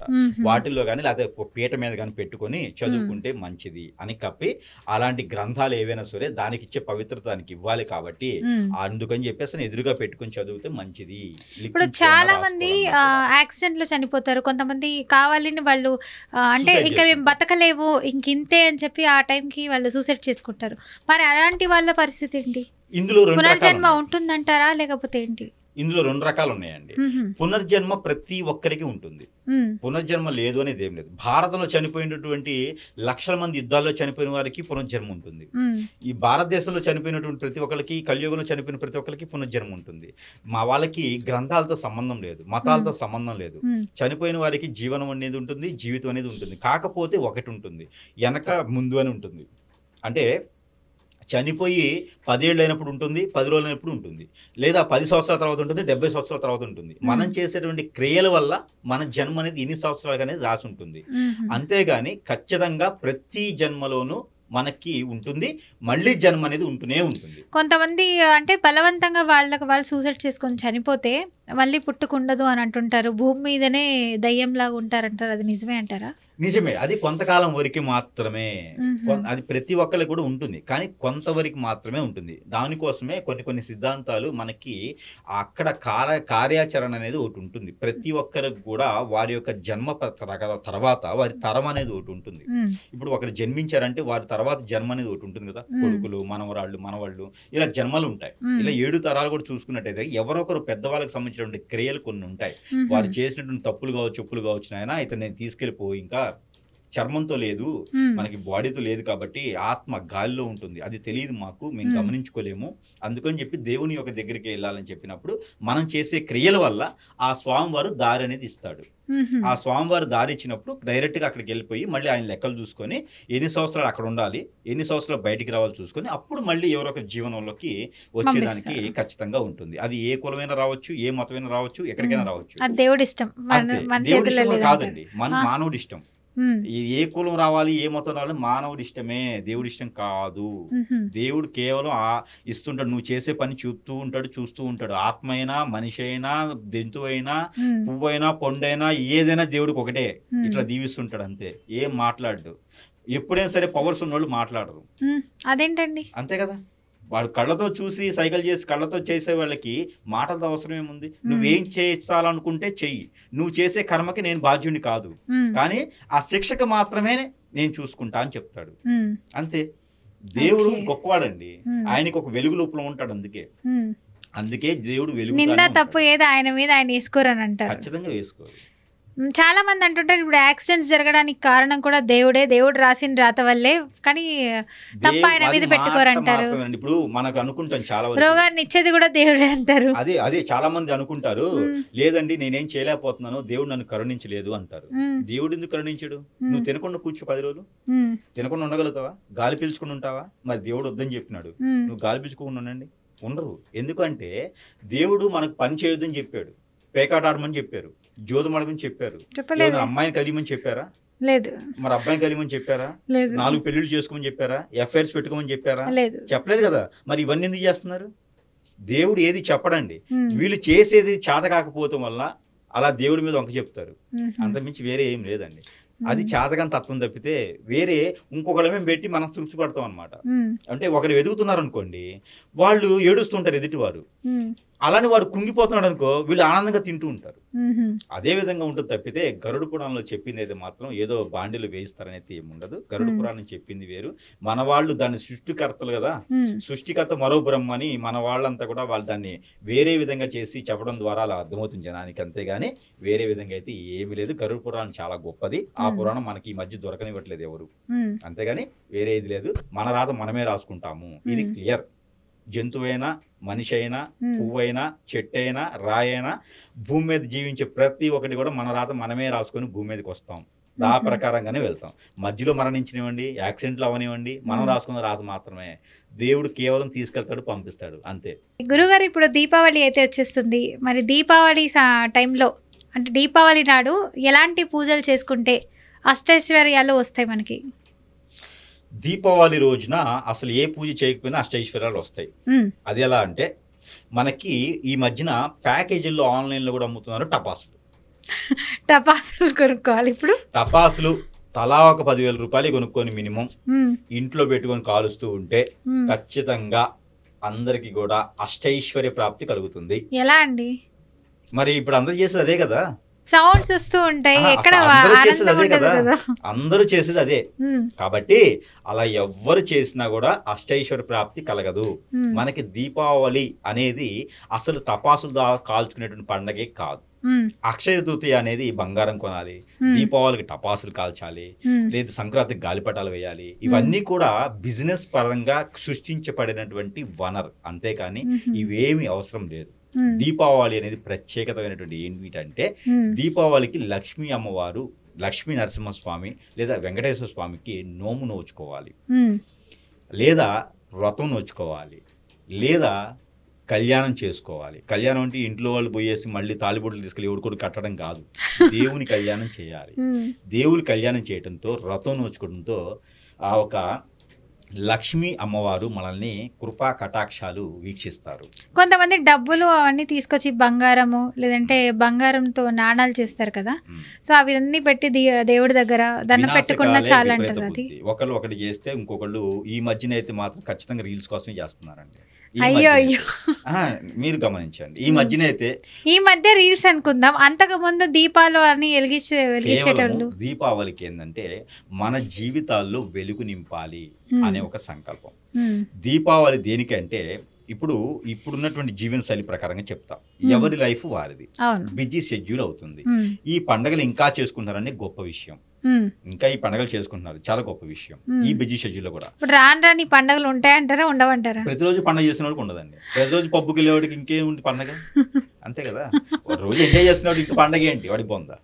అయితే ఇక్కడ ఏంటంటే దీపావళి ప్రత్యేకత ఏంటంటే కనుక, మనము లక్ష్మీదేవికి నోచుకోవటం. లక్ష్మీదేవి అంటే మన ఇంట్లో పుట్టినటువంటి చెల్లి, అక్క, సోదరి భావంతో ఉన్నవారు లక్ష్మీ రూపం. పెళ్లి చేసిన తర్వాత అత్తవారింటికి పంపిస్తాం, మెట్టినింటికి పంపిస్తాం కదా. మెట్టినింటికి పంపించిన తర్వాత అక్కైనా చెల్లైనా వారి యొక్క బాగోగులు అన్ని వాళ్లే చూసుకుంటూ ఉంటారు, మనం ఒక బాగోగులు మనమే చూసుకుంటూ ఉంటాం. అయితే ఇక్కడ బాగోగులు చూసుకునేటువంటి సందర్భము ఎవరికి వాళ్ళు బిజీ షెడ్యూల్ అయిపోతుంది. ఈ యొక్క మాసంలో ఏమవుతుందంటే, ఈ యొక్క వెండర్ సీజన్ అనేది వెండర్ వస్తుంది, కొత్త నీరు వస్తుంది. ఈ కొత్త నీరు రావడంతో కొత్త రకాల పంటలు వేయటం, పంటలు అంతా కూడా పైరు రావటం, ఈ పైరు వచ్చినట్టు పంటలు పండటం అంతా కొత్త రకంగా ఉంటుంది. కాబట్టి చెల్లిని ఇంటికి పిలిచి, అక్కని ఇంటికి పిలిచి, సోదరి భావంతో ఉన్న వారిని ఇంటికి పిలుచుకొని ఆహ్వానించి, బావగారిని, పిల్లల్ని అందరిని ఇంటికి పిలుచుకొని ఆహ్వానించుకొని, వారికి ఏం కావాలి, వనరులు ఎలా ఉంది, పరిస్థితులు ఎలా ఉన్నాయి, బాగున్నాయా లేదా, వైరల్ వచ్చేటువంటి టైం ఇది, అందరికీ కూడా వైరల్స్ వచ్చేటువంటి పద్ధతి అనమాట. అవును. అందుకని ఇంటికి పిలుచుకొని వారి యొక్క బాగోగులు తెలుసుకునే దానికి ఆ చెల్లి అక్క దీవెని తీసుకుంటే వీరికి కూడా కలకాలం బాగుంటుంది, అమ్మవారు కరుణిస్తారు కాబట్టి సోదరి భావంతో ఉన్నవారే లక్ష్మీ అమ్మవారు, అంతేగాని ఫోటోల్లో ఉన్నటువంటి అమ్మవారు కాదు. అందుకని పిలుచుకొని వారికి ఏం కావాలనేది సారే అంటారు. ఆ మెట్టినింటికి సారి పెళ్ళప్పుడు పంపిస్తారు కదా, అలాంటి సారి ప్రతిసారి అవసరం లేదు. సారే అంటే బట్టలు పెట్టుకోవడం, వీరి యొక్క స్థోమత కొంది చెల్లికి గాని అక్కకి గాని సోదరి భావంతో ఉన్న వారికి వాళ్ళ బావగారికి వాళ్ళ పిల్లలకి అందరికీ కూడా బట్టలు పెట్టేసుకొని ఇంటిలిపాదికి ఫుడ్ పెట్టితే కూడా వీరి సంసారం అన్నల సంసారం పుట్టినింట్లో ఉన్నటువంటి వారందరూ కూడా ఎదిగేదానికి అవకాశం ఉంటుంది. అప్పుడు ఆవిడ లక్ష్మి స్వరూపంగా ఉండి మనల్ని దీవిస్తారు. మన ఇంట్లో ఉన్నటువంటి అక్కా చెల్లెలు దీవించారు అంటే ఏ అమ్మవారికి ఏ పూజలకి ఏ హోమాలకి ఏ యజ్ఞాలకి యాగాలకి ఎలాంటి వాటికి డబ్బు పెట్టేసి చెడిపోయే అవసరం లేదు. వారు ఎవరికో కాళ్ళు మొక్కే అవసరం లేదు. ఇంట్లో ఉన్నటువంటి అక్కా చెల్లి స్వభావంతో ఉన్న వారి కాళ్ళు మొక్కితే ఖచ్చితంగా లక్ష్మీ స్వరూపం అనేది వస్తుంది. కాబట్టి ఖచ్చితంగా గురుగారు చెప్పారు, రాసి పెట్టుకోవాలి. ఇన్ని సంవత్సరాలు దీపావళి చేశారు కదా, ఈ సంవత్సరం ఇలా చేయండి. సంవత్సరం లోపు మార్పు అనేది కనిపించకపోతే అప్పుడు అడగండి. ఇలా ఉంటది. ఇది దీపావళి యొక్క ప్రత్యేకత. మరొకటి, అందరిని పిలుచుకొని మన ఇంట్లో అష్టైశ్వర్యాలు కలగాలి అని చెప్పేసి మన ఇంట్లో దేవుని మందిరం దగ్గర చెల్లి చేత పొంగలు పెట్టించో అక్క చేత పొంగలు పెట్టించో ఆ దేవునికి మన ఇంట్లో పూజ చేపిస్తే అప్పుడు మెట్టినింట్లో సుఖం పడుతుంది, పుట్టింట్లో ఆనందిస్తారు వీళ్ళందరూ కూడా. అది లక్ష్మీ స్వరూపంగా ఉన్నటువంటిది. ఇది మార్వాడీస్ కూడా చేసేది అదే. బయటికి చెప్పేది మాత్రం లక్ష్మీ పూజ అని చెప్తారు, లోపల చేసేది ఇది. అక్కా చెల్లెలను తీసుకొచ్చుకొని ఒక దగ్గర కూర్చొని ఉమ్మడి కుటుంబంగా కాళ్ళు మొక్కుంటూ ఉంటారు. అదే వారి దీవెన. అమ్మవారి గుడిలో కాళ్ళు మొక్కకపోయినా పర్లా, పూజారికి కాళ్ళు మొక్కపోయినా పర్లా, కానీ ఈ సోదరి భావంతో ఉన్న వారి కాళ్ళు దండం పెడితే ఆ రోజున అష్టైశ్వర్య ప్రాప్తి కలుగుతుంది. ఆ ప్రాప్తి కాపాడేందుకు పూజ చేయాలి, పాజిటివిటీ రావడానికి. అది ఎందుకంటే అమ్మవారు ధనానికి కాపలా ఉంటారు తప్పితే ధనం తీసుకురారు. లక్ష్మీ అమ్మవారు ఏం చేస్తారు అంటే, లక్ష్మీ అమ్మవారికి చాలా భయం. అందుకని లక్ష్మీ అమ్మవారు వినాయక స్వామి వారితో కుబేర స్వామి వారితో కాపలా పెట్టుకుని వస్తారు, బోన్సెస్ లాగా వాళ్ళు. లక్ష్మీ అమ్మవారు ఒక్కలే రారు, ఖచ్చితంగా రారు ఆవిడే. లేదా లక్ష్మీ స్వరూపంతో వారితో పాటు ఉన్నటువంటి వైష్ణవుడు కూడా వస్తారు, విష్ణుమూర్తి కూడా వాళ్ళతో పాటు వస్తారు. ఎవరు తోడు లేకుండా రారు. మనం ఏంటి ఖాళీ లక్ష్మీ అమ్మవారి పూజ చేస్తున్నాం, ఎలా వస్తారండి? రారు కదా ఆవిడే.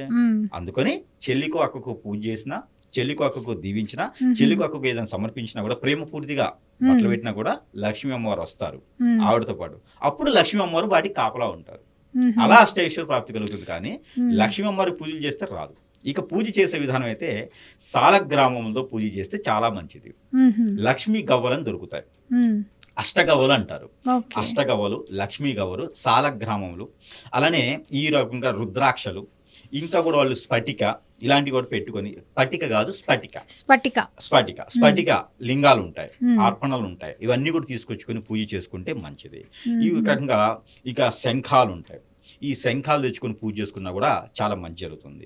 ఇక శక్తి పీఠాలు అయితే చాలా వాటికి ఆల్రెడీ ఉంటాయి కాబట్టి యంత్రాలు సరిపోతుంది. ఇంట్లో అయితే కనుక ఈ రకంగా చేసుకుంటే అష్టైశ్వర్య ప్రాప్తి కలుగుతుంది. ఆ రోజున ఆవు దూడ తీసుకొచ్చుకొని ఇంట్లో తిప్పుకుంటే కూడా చాలా మంచి జరుగుతుంది. ఇంట్లో ఉన్న నెగిటివిటీ పోతుంది. ఆవు పంచకం చల్లితే ఇంట్లో నెగిటివిటీ పోతుంది. ఆ దీపావళి అమావాస్యకు వస్తుంది కాబట్టి ఇలాంటి దానాలు ఎవరికైనా చేయాలనుకుంటే చేసుకోవచ్చు, ధర్మాలు ఎవరికైనా చేయాలంటే చేసుకోవచ్చు. చాలా మంది దీపారాధన చేసేటప్పుడు కూడా ఎన్ని దీపాలు పెడితే అమ్మవారి దగ్గర మంచిదంటారు, ఇంకా ఏ దిక్కున పెడితే దీపం మంచిది అమ్మవారికి అంటారు. ఖచ్చితంగా ఇదైతే ముందు ఇంట్లో అలంకరణ అయితే మాత్రము ఖచ్చితంగా ఇది ఏంటంటే తోరణపాకు కట్టుకోవాల్సిందే. తోరణపాకు అంటే వేపాకు కాదు, మనకి మామిడాకు లేదంటే గనక తోమనపాకులని కట్టుకోవచ్చు. గుమ్మానికి కట్టుకోవాలి. బంతి పూలు అలంకరణ చేయాలి. బంతి పూలతో మాత్రమే అలంకరణ చేయాలి, వేరే పూలు పనికిరావు అలంకరణకి. అలానే అమ్మవారి స్వరూపంగా మనం పీట పెట్టుకొని ఇంట్లో పూజ మందిరంలో పూజ చేసుకోవచ్చు. దీపావళికి ఖచ్చితంగా లక్ష్మీ అమ్మవారి పూజలో కావాల్సినటువంటి నైవేద్యం చక్కెర పొంగలి, పాల తాలికలు, కుడుములు, అరిసెలు, బూరెలు ఇలాంటివి పనికొస్తాయి. లేదు అంటే కనుక అమ్మవారికి పాల నైవేద్యం చాలా గొప్పది. ఈ రెమెడీకి అయితే మాత్రం గురువు గారికి ఒక 70-80 వేలని ఇవ్వచ్చు నాకే. ఈ రెమెడీకి ఆ లక్ష్మీ అమ్మవారికి పాలు, కాగబెట్టిన పాలు చల్లార్చి దాంట్లో బెల్లం ఉంటుంది కదా మనకి, ఈ బెల్లం కానీ తేనె కానీ వేస్తే ఆ నైవేద్యం అమ్మవారికి చాలా ఇష్టం. ఆ నైవేద్యం పెట్టుకుంటే వారింట్లో అష్టైశ్వర్యాలు తగ్గుతాయి.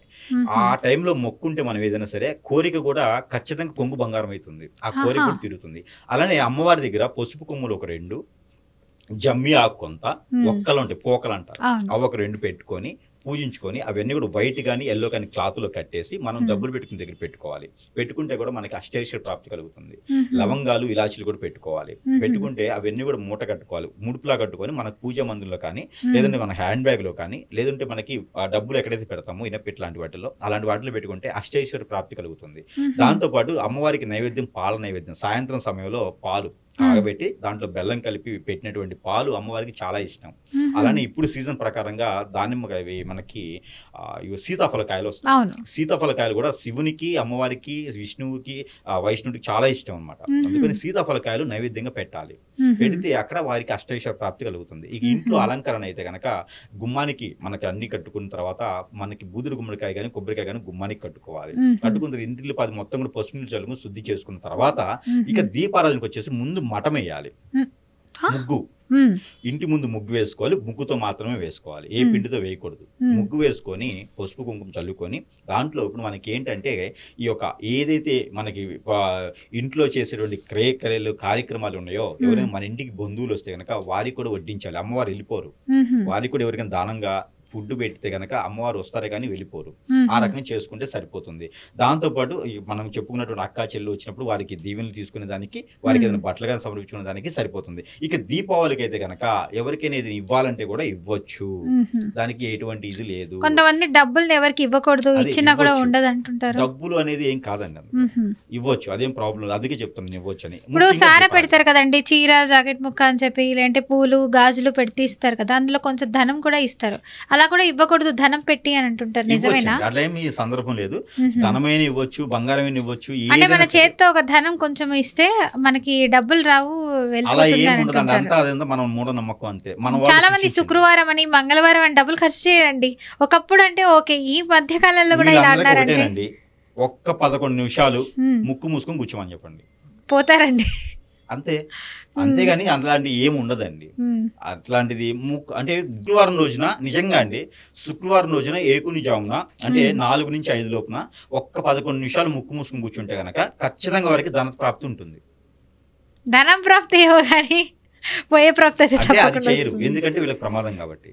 ధనం ఇస్తే వస్తే పోతుంది అనేది మాత్రం అది నమ్మడానికి లేదండి. అలాంటి ఏం లేదు. ఏ వారమైనా ఇవ్వచ్చు, ఏ సమయంలోనే ఇవ్వచ్చు, అలాంటిది ఏం లేదు. మనం ఇవ్వడం ద్వారా మనకి ఏదో కోల్పోతుంది అనేది ఏం లేదండి. ఖచ్చితంగా ఇచ్చేటప్పుడు మంచి మనసుతో ఇస్తే ఆ ధనం అలానే వస్తుంది. అది వేరే లేదు. కుళ్ళు కుతంత్రం ఉంటే మనసులో రాదంటారా? దీపావళికి ప్రత్యేకంగా ఏంటంటే కుళ్ళు గుండు ఇస్తే అది రాదు, మంచితనంతో ఇస్తే వారు బాగుపడతారు, మనం బాగుంటాం. కాబట్టి ఇక దీపావళికి ప్రత్యేకంగా ఏంటంటే దీపారాజన. ఇది ముఖ్యమైనటువంటి ఘట్టం. దీపావళికి 3 రోజులు చేసేటువంటి దీపావళికి టపాసులు అనేది కాల్చకూడదు. దానివల్ల ప్రమాద శాస్తూ ఉంటుంది. దానివల్ల ఏంటంటే లంగ్స్ పాడవుతాయి, సైనస్ ప్రాబ్లం వస్తుంది. ఈ రోజుల్లో గ్రంథుల ప్రాబ్లం చాలా మందిలో ఉంది. ఒబెసిటీ కావచ్చు, ఎసిడిటీ కావచ్చు, లేకపోతే ఇంకా థైరాయిడ్, లంగ్స్, ఇంకా చాలా రకాల ప్రాబ్లమ్స్, లివర్ ప్రాబ్లమ్స్ చాలా ఉన్నాయి. ఇలాంటి వారికి ఎక్కువ అవుతుంది ప్రాబ్లం. పిల్లలకైతే మాత్రము అనేజీ ఉంటుంది. పిల్లలకైతే మాత్రం ఈ రోజుల్లో అసలు వారి పరిస్థితి బాగాలేదండి. ఇప్పుడు ఉన్నటువంటి వైరస్లు కావచ్చు, పిల్లలకైతే అసలు ఇమ్యూనిటీ ఉండట్లేదు. కాబట్టి అలాంటి పిల్లల మధ్యన ఈ బాంబులు పేల్చుకోవడం లాంటి, టపాసులు పేల్చుకోవడం లాంటివి అరికట్టాలి. కానీ పిల్లల చేతైనా పెద్దల చేతైనా ఎవరైనా సరే ఎక్కడైనా గుళ్ళోకి వెళ్ళి కూర్చోవాలి, లేకుంటే కనుక ఇంట్లో అయినా సరే దీపారాయణ చేసుకోవాలి. 2 ఒత్తులేసి 2 ప్రమిదలు చేయాలి. ఒక ప్రమిద చేయకూడదు. మట్టి దీపం అసలు చేయకూడదు. మట్టి దీపంతో చేయకూడదు అంటే మట్టి దీపం చేయొచ్చు, మట్టి ప్రమిదిలో దీపం చేయొచ్చు.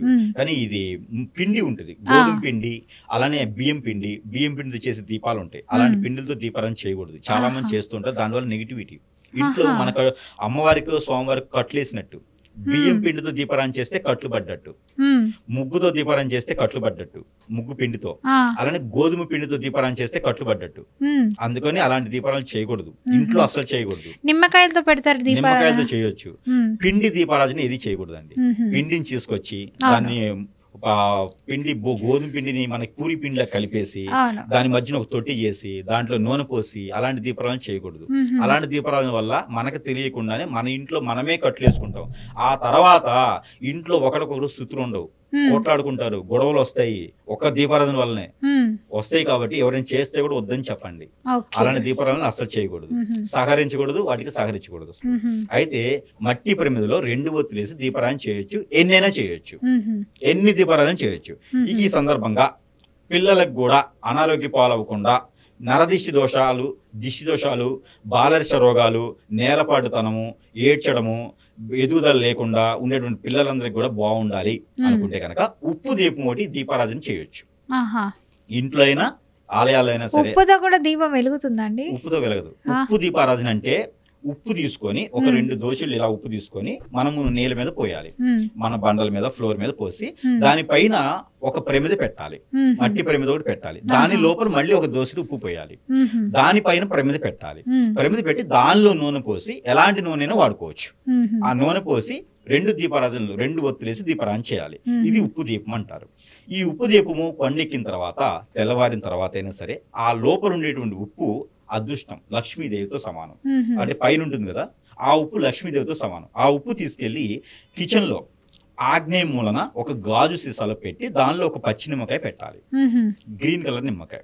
గ్రీన్ కలర్ అంటే నిమ్మకాయ తీసుకొచ్చి మనకి స్కెచ్ పెన్ లో గ్రీన్ కలర్ ఉంటుంది, ఆ స్కెచ్ పెన్ లో గ్రీన్ కలర్ వేయటం కాదు, చిలక పచ్చ కలర్ లో తీసుకోవాలి. స్కెచ్ వేయడం కాదు, స్కెచ్ కాదులేండి, నిమ్మకాయ గ్రీన్ గా ఉండాలంటారు.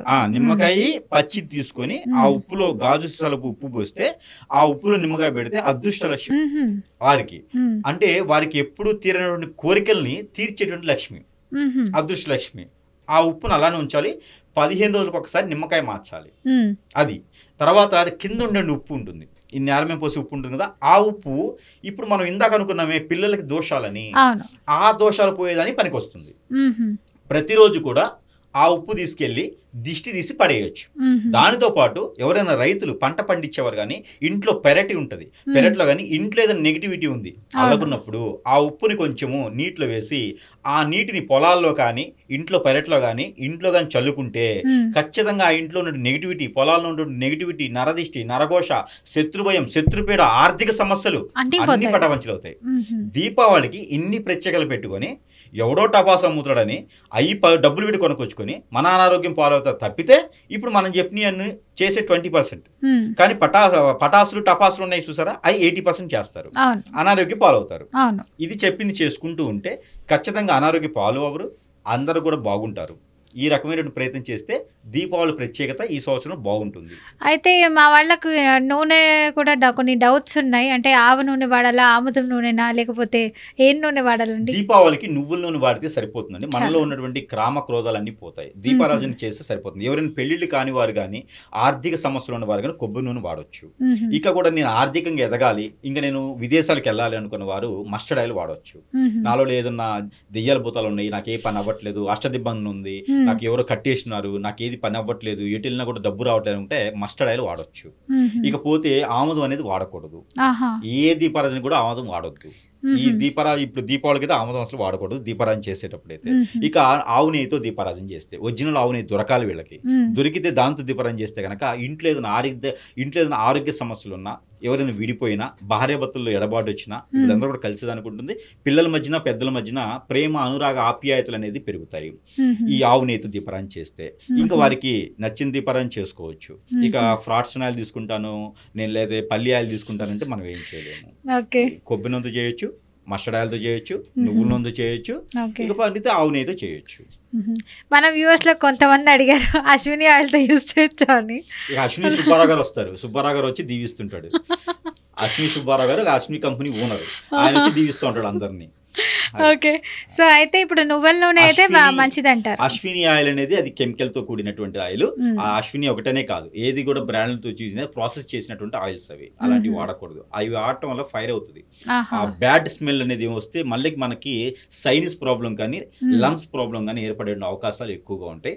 ఏదైనా దొరికితే వీళ్ళు మంచి నూనె తీసుకొని వాడుకోవాలి. ఈ మధ్యన గానుగులు కూడా పెడుతున్నారు ఈ మధ్యన, సో అక్కడైనా తీసుకుని వాడుకుంటే మంచిది. అలాంటి బ్రాండ్ తో ఉన్నటువంటివి కెమికల్ అదనే కాదు, ఏది కూడా అన్ని కెమికల్ తో ఉన్నాయి కాబట్టి వాళ్ళు ప్రాసెసింగ్ అని ఒకటి ఉంటుంది. అయితే నువ్వుల నూనె లేదంటే నెయ్యి ఇది వాడుకోవచ్చు అంటారు, కొబ్బరి నూనె, ఈ మూడు నూనెలతో వాడుకుంటే ఎలాంటి ప్రాబ్లం లేదంటారు. మస్టర్డ్ ఆయిల్ కూడా వాడుకోవచ్చు. మస్టర్డ్ ఆయిల్ కూడా, ఆవాల నూనె అది ఎవరికంటే దెయ్యాల భూతాలు ఉన్నాయి, నాకు ఏ పని అవ్వట్లేదు, ఆర్థికంగా వెనక్కి పడిపోయాను, నన్ను ఎవరు పట్టించుకోవట్లేదు, నేను ఒంటరిని అయిపోయాను అనుకున్న వాళ్ళు ఆ నూనెతో పెట్టుకోవచ్చు.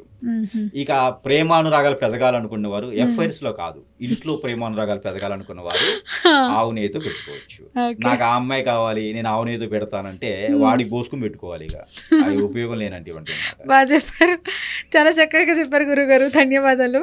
సో చూసారు కదండి, మీకు కూడా ఇంకా ఏదైనా డౌట్స్ ఉంటే మన దీపావళికి సంబంధించి వెంటనే కింద స్క్రోల్ అవుతున్న నెంబర్కి కాల్ చేయండి. సార్తో మాట్లాడాలి అనుకున్న వాళ్ళు, లేదు మేము కమెంట్ రూపంలో తెలియజేయాలి అని అనుకున్న వాళ్ళు, క్వశ్చన్స్ అడగాలనుకుంటే కమెంట్ రూపంలో తెలపండి. ఆ క్వశ్చన్స్ అన్ని బేస్ చేసుకొని నెక్స్ట్ ఎపిసోడ్లో అయితే సార్ని పూర్తి క్వశ్చన్స్ అయితే అడగడం జరుగుతుందండి. ధన్యవాదాలు సార్. నమస్తే.